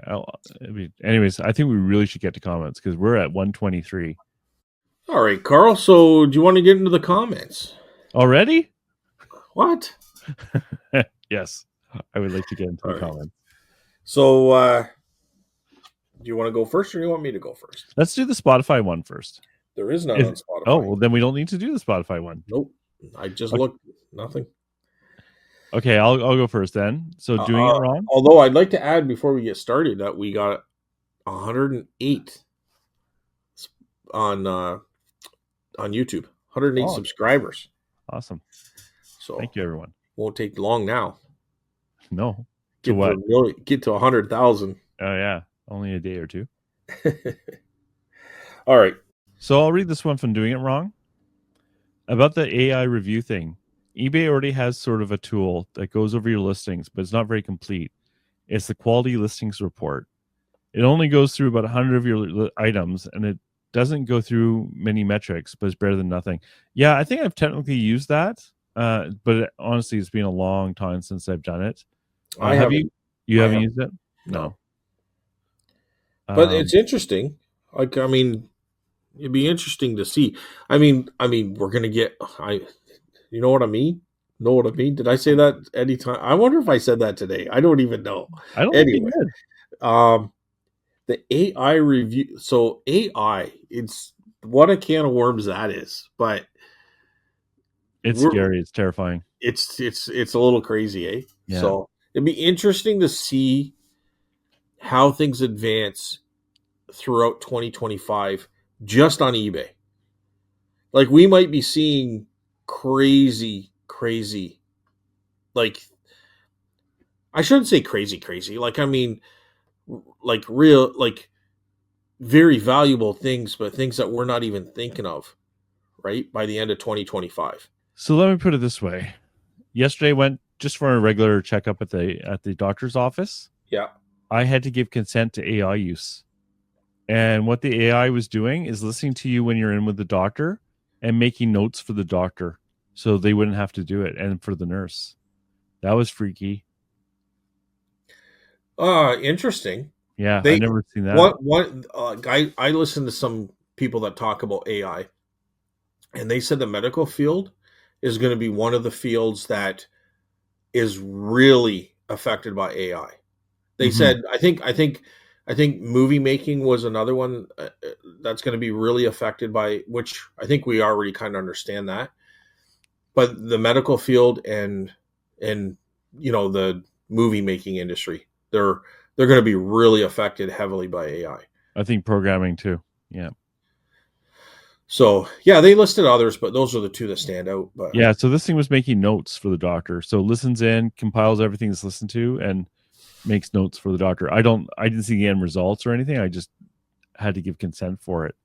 So that was kind of eye opening. but But did they tell you what the consent like?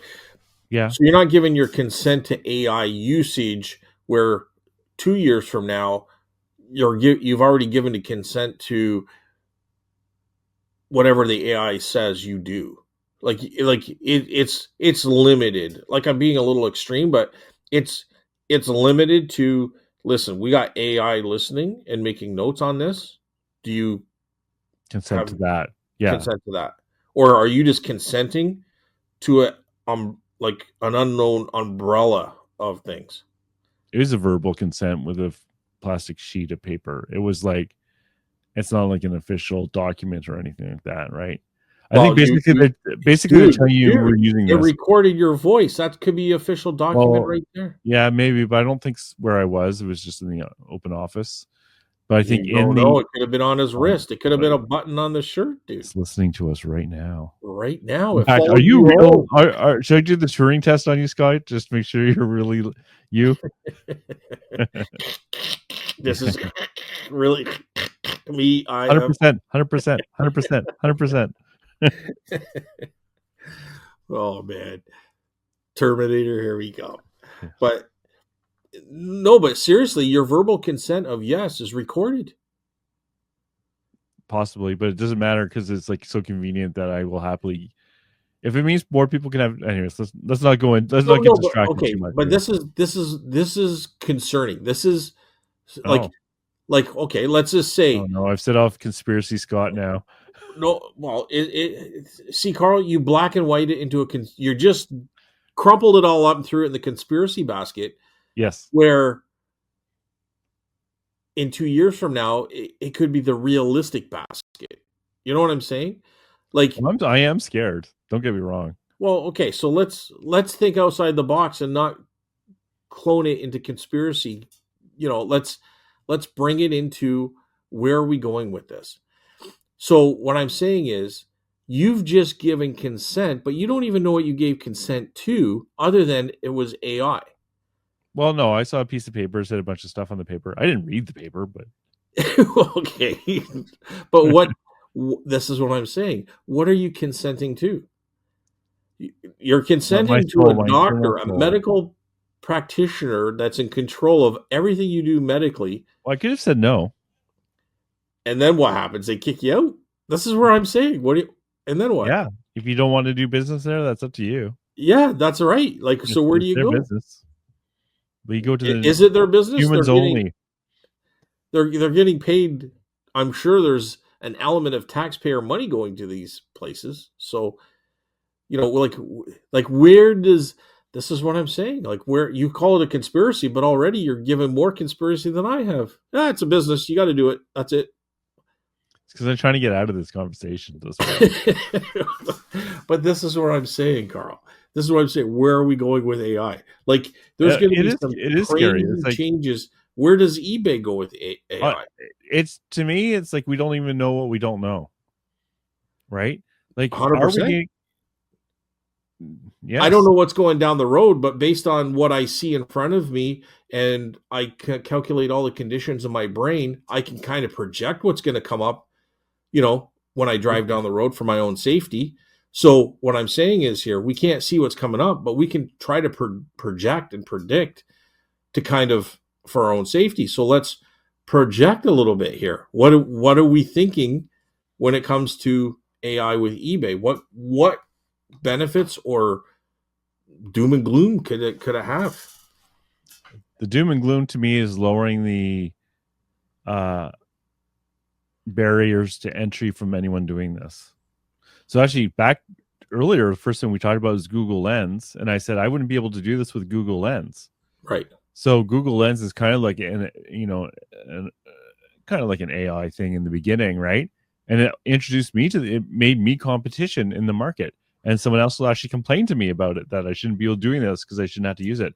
Now the next version of AI might bring in double the number of sellers because it decreases the barrier of entry even more. All these tools make it easier to sell. They don't make them harder to sell. Well, that's the theory. But they still got to be able to go out there and pick this stuff. Well, maybe not. Maybe the AI will do it for you. Maybe the AI will look at all the auctions that are coming up. Dude, is that a conspiracy theory? That's not a conspiracy. I agree with you. It's not, but you pigeonholed me there. Oh, I see. Right. But who knows? Like, I don't want to speculate because it's scary and I don't want to think about it. Well, I like thinking about it because I like to kind of weigh the pros and cons. I'd like to be positively,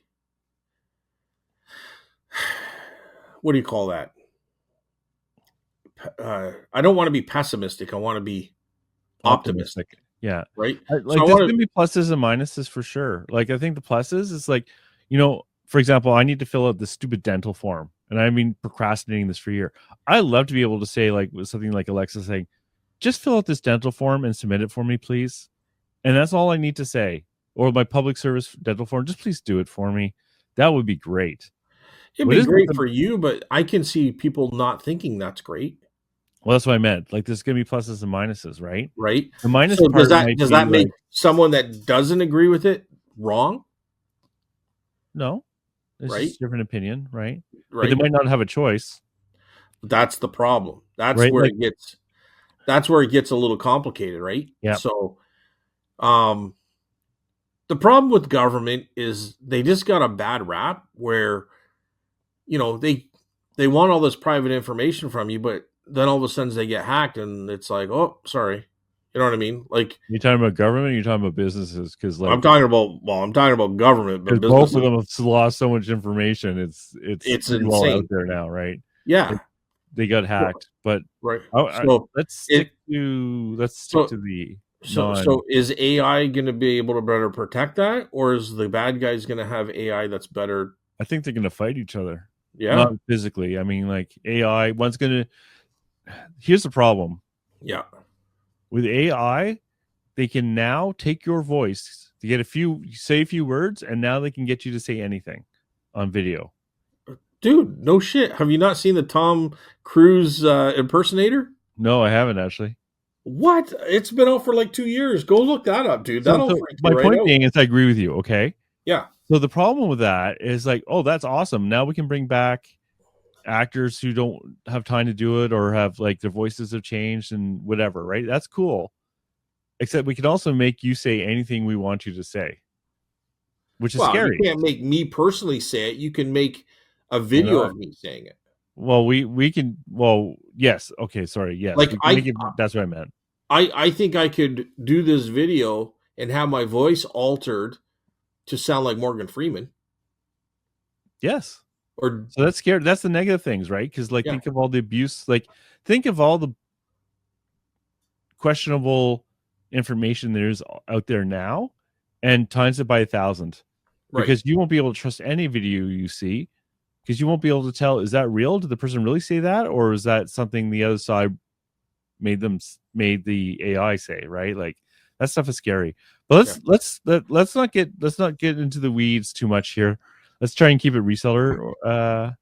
Geez, you almost lost a I glass know. bulb.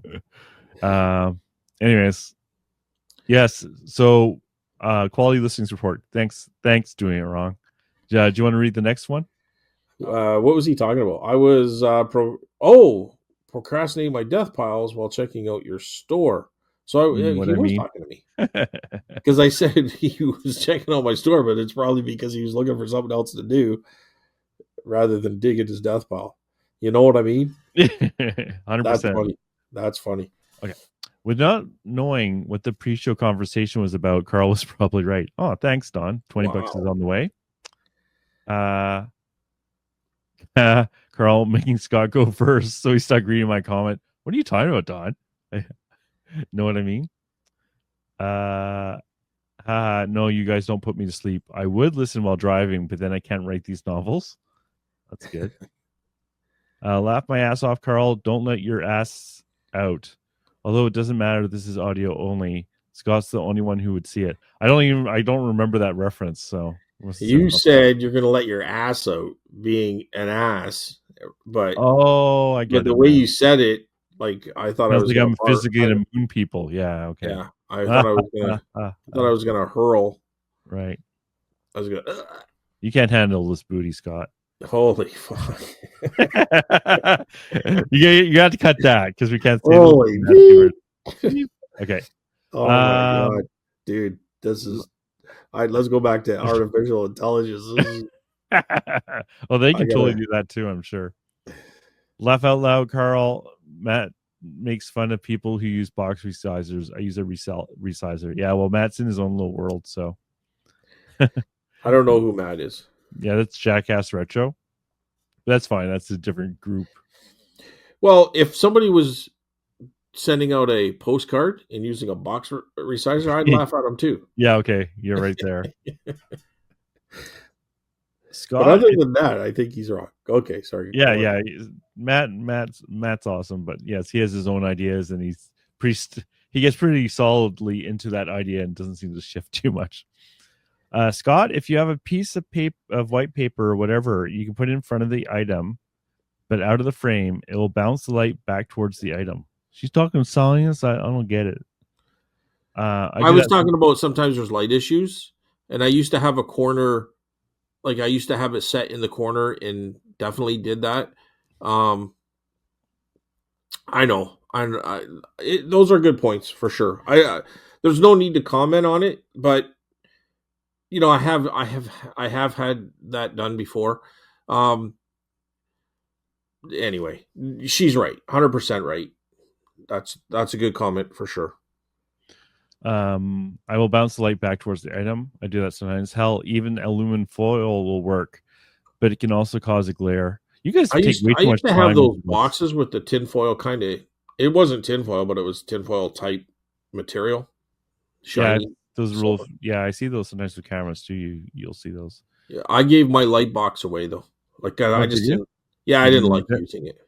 Oh, I love the light box mostly because I have one spot that's always clean that I can take photos in. Yeah, it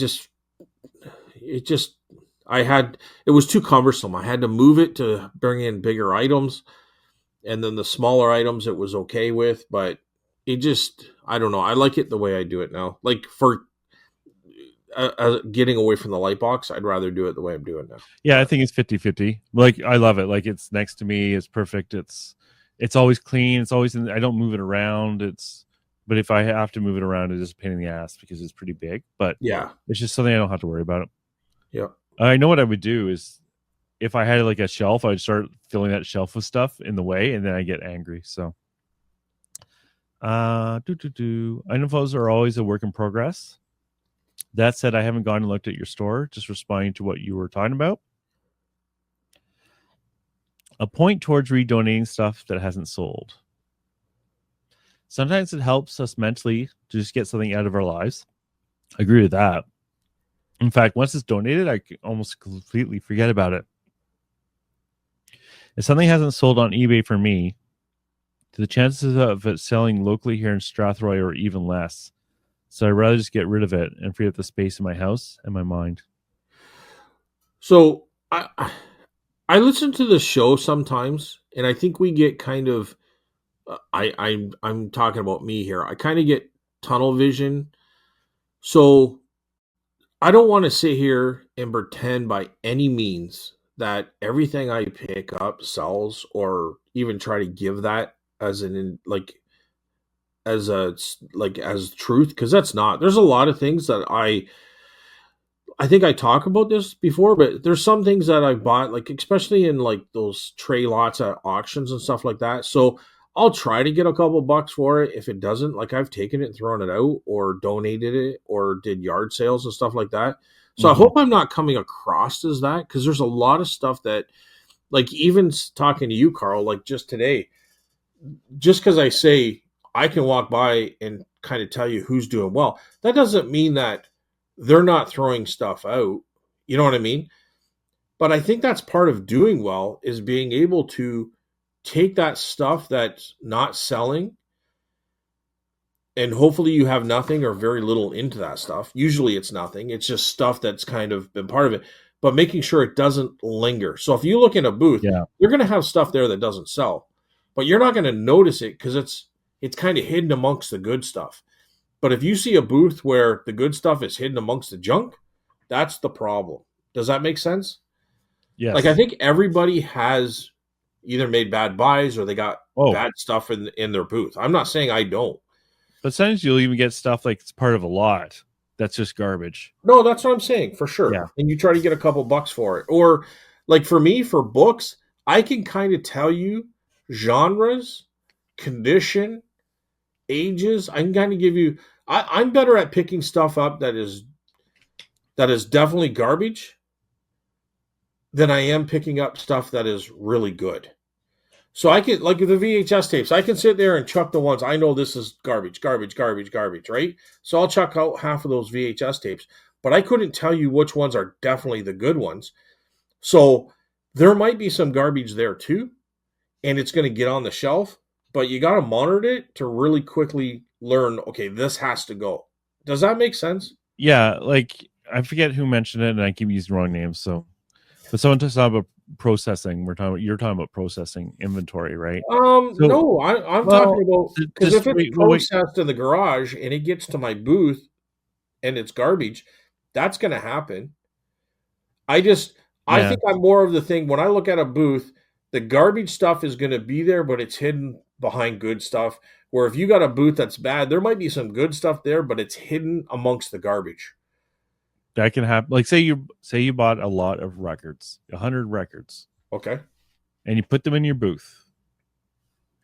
And half of them are let's say you haven't screened this at all, okay? Half of it's country music. And half of it's really good rock, right? You know from experience now which is going to sell first. Is the rock, right? Yeah, like, but I wouldn't put that country stuff in my booth. I know, that's why I said you don't screen it. You don't know. You don't. But you know from experience now. That's what, I think you could use that reference for sure. Okay. But you could use something else then, if you don't want to use records. There's lots. Well, the only thing is records are a little bit easier, because if it's 70s, 80s classic rock, it's a given. If it's Johnny Cash, Willie Nelson, you know that from experience. But I tell you, someone tried to sell me great records the other week, and it was country records he was trying to sell. Okay, so if I sat here and said, "Listen, Any I rock know and roll now. records from the 80s and 70s, that's what you want in your booth. You can easily I figure was that trying to out. use, Okay. yeah, if you're not careful, you'll end up with just the crap records in your store that are never going to sell. I don't even know why hear the hell we're talking about this in the first. Oh, about donating stuff. Right. So I'm kind of referring to the comment earlier about going through people's booths, and I don't want to come across as that. Oh, right. I'm not saying I don't. I I'm definitely not saying I know everything. I've said that a billion times that I don't, but I just don't want to come across as saying that there isn't bad stuff in my booth or online, because there definitely does get to be that.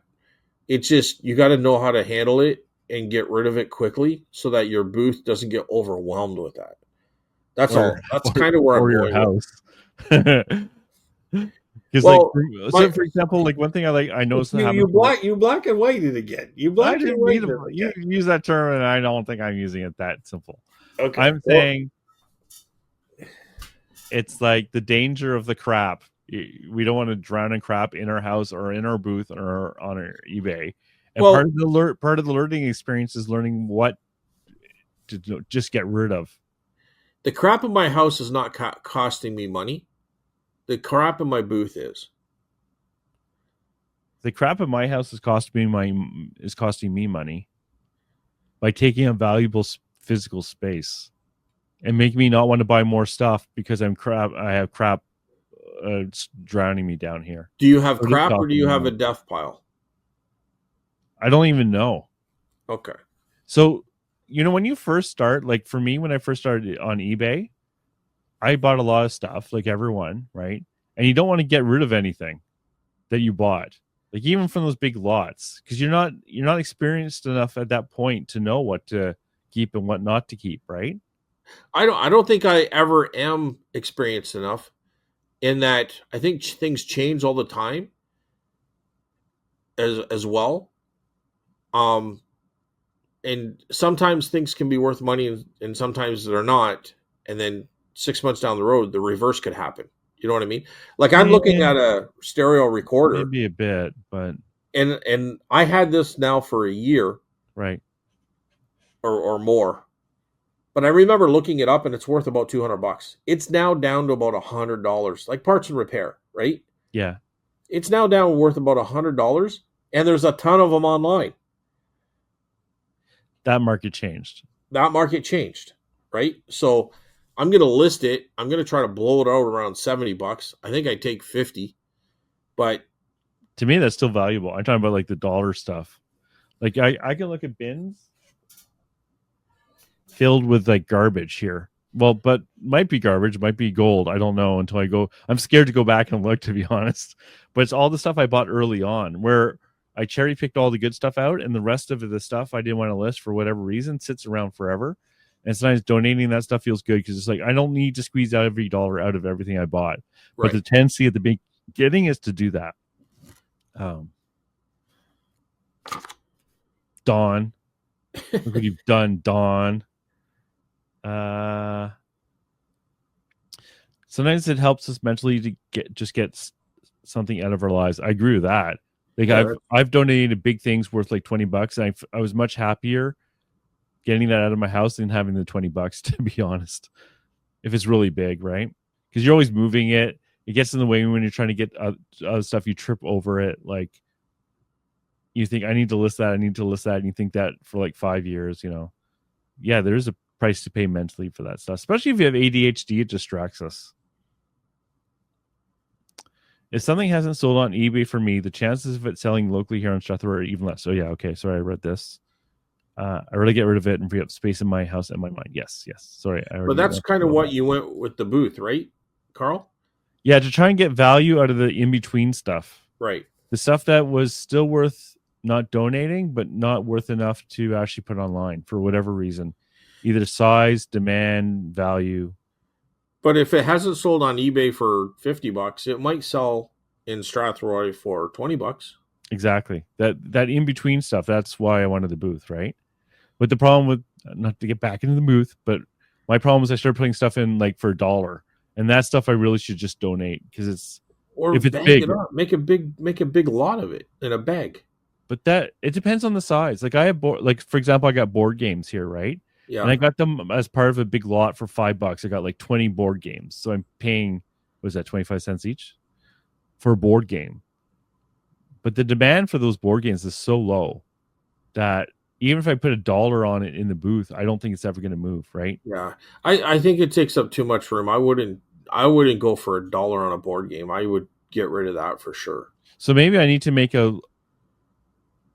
maybe I need to make a I don't really want to sell for anything for under this value as well. I know it's black and white thinking. Well, And, it is and black you're and right. white If it's a thinking lot, because a keychain for that's $2 different. is That's different than a board game for $2. exactly. And it's the same online. I bought like a keychain online for $20 is very different than a board game online for $20. I'll sell that keychain for 20. I won't touch that board game for 20, right? Like you can't use Scott keeps telling me you can't use black and white on that, but you can use some guidelines at least, right?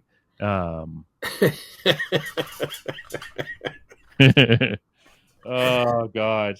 You Like are so like I don't even know the word. man. You are so like Superior, like great, handsome. you are like very like right down the like you are like right down the center. Like there's no weaving and bobbing, eh? It's my German side. Is it? It's either Oh, right or wrong. There's no in between.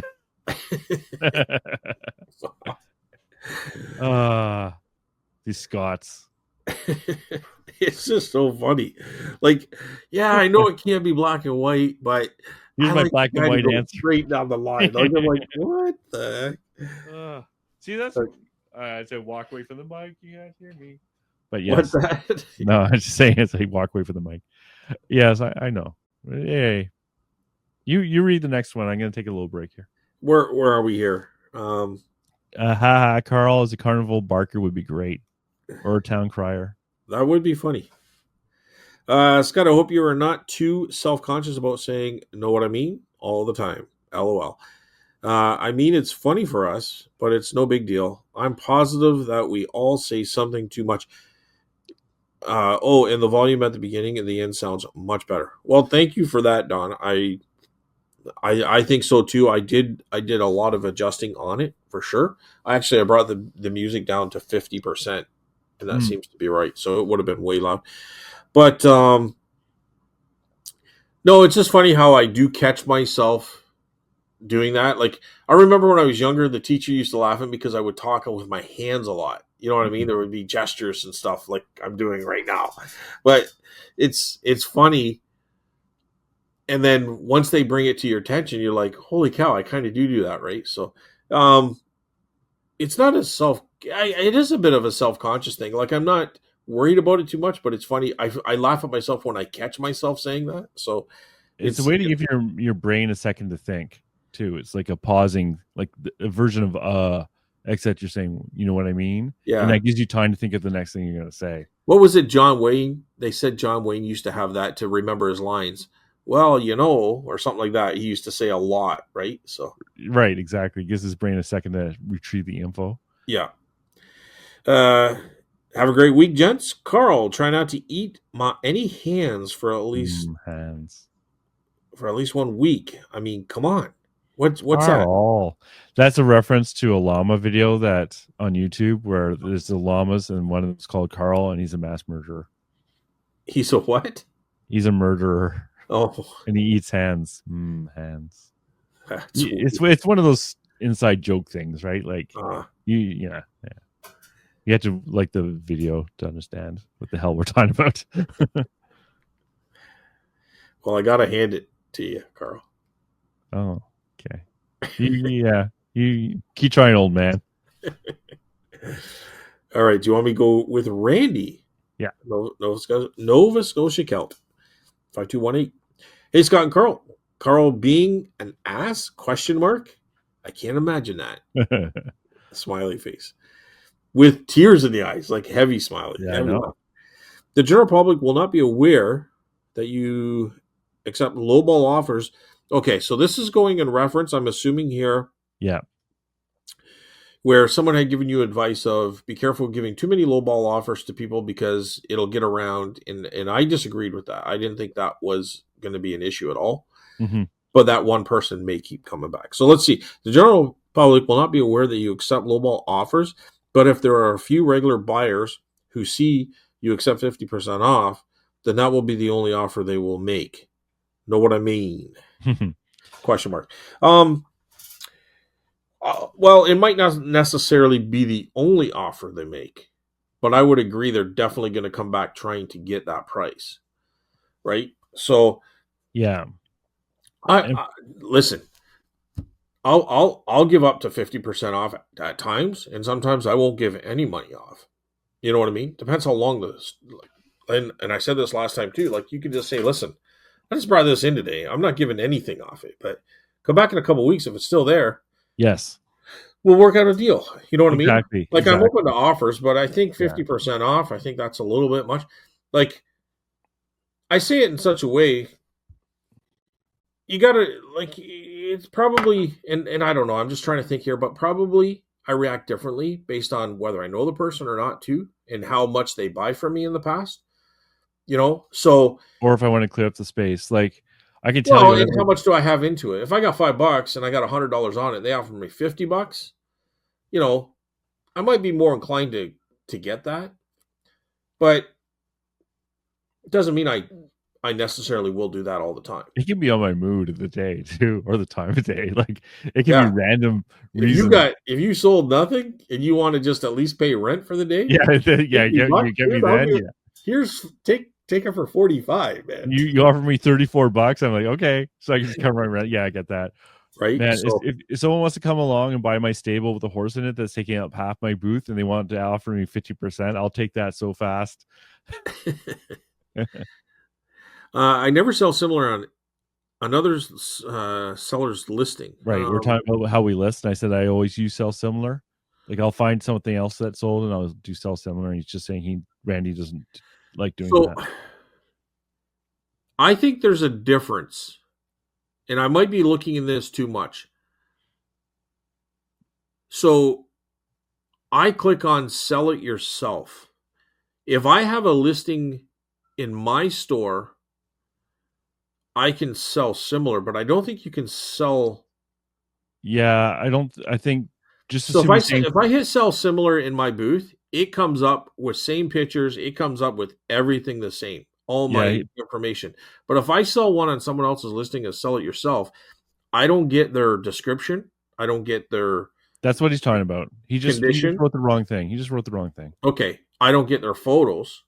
So a No, lot no, of no, stuff no. I got to automatically input. I But don't think all you it can even really do that anyways. what's that? You can't do that anyways. You even if you wanted to, you can't. He says I never sell similar off another seller's listing. You can't even do that. He's saying I never sell it yourself. That's what he should have said. I probably used the wrong terminology as well. Okay. Uh, so I wouldn't get caught up on what he's saying there. He means So, sell it yourself. yeah. Okay. Uh, they may be they may have made errors that are hard to spot. Plus, a few years ago, the auction professor pointed out that there could be unseen stuff in the description box. I get an empty description box. Me too. There's such thing as hidden tags, but honestly, it's never happened. So it's like I'm not going to worry about the 1 in a million chance of that happening, right? Like it's just not worth the benefits way out, in my opinion, way out the possibility of that happening. Yeah, and I don't even think it gives me the same price either. However, No, it doesn't. the only thing that is item specifics, Yeah, but I do go through them and just to check them, yeah, right? me too. Because sometimes they are wrong. Like it could be a different year. Like I don't know, a book. I want to do something similar just to kind of get the title and everything, but the year could be off. The production publishing company could be different, or I don't know. I'm just trying to say there are times, so I do double check that. Sometimes I will find as well that if I'm selling, let's just I'm not going to give an example of what I've noticed, but I'm going to just try to make something up, but it could have happened or it could happen. But let's just say I'm selling a booklet on steam powered engines. It should come up antique Aquarian books, right? If it's like 1913, like collectibles, it comes up with that kind of thing. But the other one could come up with like model toys, steam powered Yeah, model toys. So yeah, I that's do make annoying. sure that they have The right category. the right category, which is going to change everything. But like that stuff I have found a few times. I don't think it was books, but I'm just trying to give you a bit of an example that I without actually going in and remembering something that I actually did. So that kind of stuff, you got to make sure it's the right category too. Or you could do even Britain soldiers, and it could be 1970s till now, but really it's like 1940s. I will admit, I can guarantee I don't look at that well enough. The category, I don't look. I hate finding categories, so I always take what they have, and that Right? might be a mistake. And if it's 1970 now, chances are it could be made in China, where before Yeah. it would have made like it could have been made in Japan or Germany or somewhere else, right? If I'm So not sure, I just go through and delete as many as I can. I just delete them. yeah, but all you have to do is to switch that at the top, and it'll kind of get you on the right tracks, Uh, and it's going to put it in the right cat. So I kind of agree with Randy here. I guess in the long run, like I will still sell it yourself, but I think you got to check all the kind of tags, right, to make sure you're yes. right, because Britons could have been made in China in 1980, or they could have been made in Britain in 1940. You have a Britain toy soldier, but it could be dead. It could be different places where it was manufactured. Could even be different material, pewter or lead. So you have to make sure that category is correct. So I guess maybe in a roundabout way, I'm coming back and agreeing with him. Although I still will do it. I will still sell it yourself. I just assume the person buying it knows what they're buying when it comes to collectible stuff enough to know, like, if it says, like, you know, it's a tin type and someone had put in like made in 2000, they probably know it's not actually made in 2000. They'll just Right. ignore it. But I tried to, if I notice the stuff, I try to delete it. I usually don't try to fix it, because I don't think it makes that much of a difference. I don't think anybody's reading it. That's for sure. I don't think anyone's reading it. And I think the category, that is probably more important, because I think the search The search. results might use categories and screens out some categories, right? I Yeah. don't actually know that, but that one's probably more important to me. I just do for me, remember when they had that blue circle and everyone's obsessed with filling out the blue circle for all their listings? It was like for all the listing specifics. I think they got rid of it because it was just wasting everyone bloody time. That was controversial for a while. I never filled in any of that crap. I just did the ones that were, you had to do the mandatory ones. But anyways, teach All their right. own, right? Like, Yeah. if you fill all that stuff out, it's not bad. It's much better than me not filling it out. I'm just I saying, for me, I'm it's waste starting to of fill it time. out more now. Oh yeah, oh Yeah. yeah. Just for search, right? I just want to see if It that definitely helps. I Yeah. think in the last 2 weeks. Oh Sort of wow. probably ever since I listened to that guy that doesn't know what he's talking about. No, I'm just kidding. That guy that was on that podcast show with Bearded Picker. Oh yeah, yeah, yeah. Yeah, just for search reasons, I thought, you know what? Why not take a few extra minutes and fill these things out and just see what happens, right? So What I will do is, if I'm listing a bunch of things like magazines and I'm listing one issue at a time, I won't. I will take my own listing and just say sell somewhere off of that, because 100%. I've Yes. cleaned it up already. I've already cleaned up that one listing. I can use that one for multiple times, and I just have to change the issue number and Yeah. stuff like that. I do that with the toy soldiers. So say it's all Legion, First Yeah. Legion. I can just change the pictures and the title and just kind of make sure everything else is fine. Like, especially if it's like a soldier or a woodland Indian, like I got to make sure that kind of is Yeah. right. But all the description and everything is pretty much generic. So, Okay.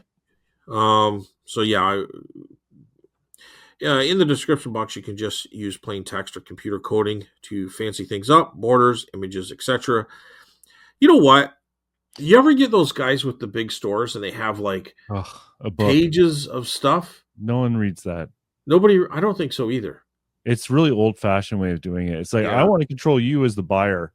Well, good luck, buddy. yeah, No one's reading that. But the thing is, here he's talking about like it could copy it, but I've never had the description box filled in by anyone else. Hmm. Like if I've ever sold off another list, I've never had the description moved over. So I'm not Yeah. sure what I he's would, referring I would to. delete it and put my own in anyway. The only time that happens is if you put in a UPC code, and it'll put the UPC code and take that information and put it at the bottom. But that, yeah, I never, and Randy, I've never experienced that of like someone else's, like that book you just talked about, Scott. I've never had someone's book copied to my listing ever. So No. I'm not quite sure what he's referring to here. What I will do though, like say I've got a description of I don't know, an artist or something. Like I put all my stuff in there and then I found it on this like obscure website or something else that's got information about the artist. I will copy and paste that in there and Yeah, reference where I got this, maybe even send a like highlight a link to it. For instance, when I got that native Indian stone carving stuff, yeah, forget the guy's name, but anyways, there was a little blurb about the artist, and I copied and pasted that with a link to that website in my list. yeah. Right, so I will add that kind of stuff. For the most part, it's just I don't go too much into it. Um, Fancy thing up, borders, images, etc. You know what I mean. Mm-hmm. Uh, Maybe I am not explaining that clearly. No, I think so. I'm sure Carl, with his programming background, knows what I'm talking about. Wow. Yeah, I don't Trying think to there's sort any hidden tags. Like, I really don't think it copies that stuff, but maybe there's a way to doing that and I didn't even realize it, but I've never seen it. trying to shorten the show to 1 hour? No way. I live for these 2 hour shows. Well, your Well, dreams Randy, are, we got I good mean, news for you. yeah, exactly. This show is going to be over 2 hours. You were both clear communicators. If you said like in every sentence, that would be irritating. You know what I mean? Thanks, guys. Randy. 100%. 100%. Well, thanks, Randy. Yes, thank you. And doing it wrong. And Don. Thank you for the comments. The comments are awesome. You could do a show on comments on its own. The only problem is then you don't have a topic for them to give comments on the next show. But because we can really get into our own conversation or rabbit holes just based on comments. So Well, I kind of like the formatting we have now. The first hour is usually us saying how our week was, or if a topic naturally comes up in the second half is comments. Whether you had one person in your booth or two. I know. Cool. Jeez. I'm just kidding. Actually, I can't comment because this week you did good. So that's good.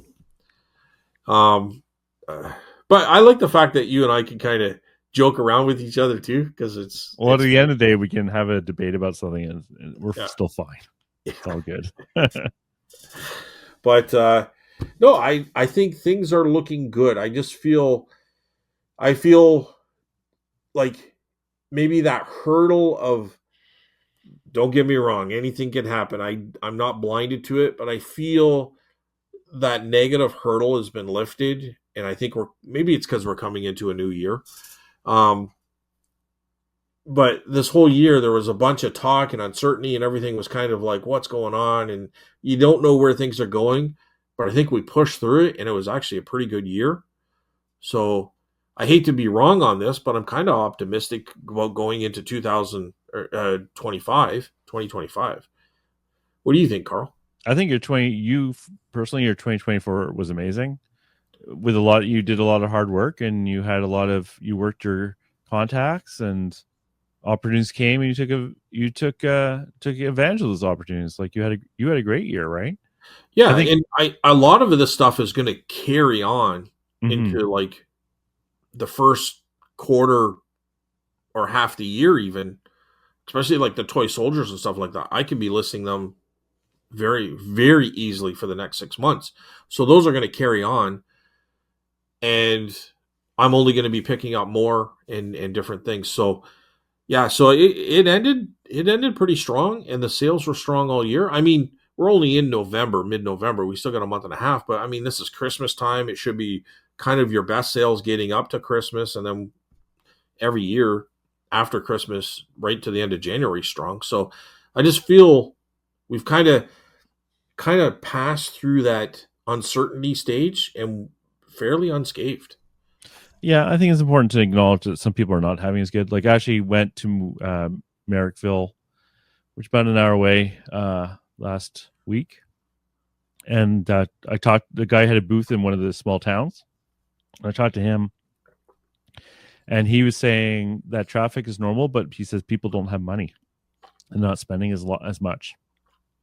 And I hear that at the flea market too. So it's kind of hard to tell. Like, it's hard to put your finger on it, but basically you've controlled what you can control, which is Yeah. what you're buying, what you're listing, and all that stuff. And you've found success. So, you know, uh, Yeah. it's great. It's like you don't have control over how the economy is going as much as we would like to think we had that control. But Yeah. Like I don't want to come across sounding overly confident going forward because anything mhm. can happen. I'm not naive that way.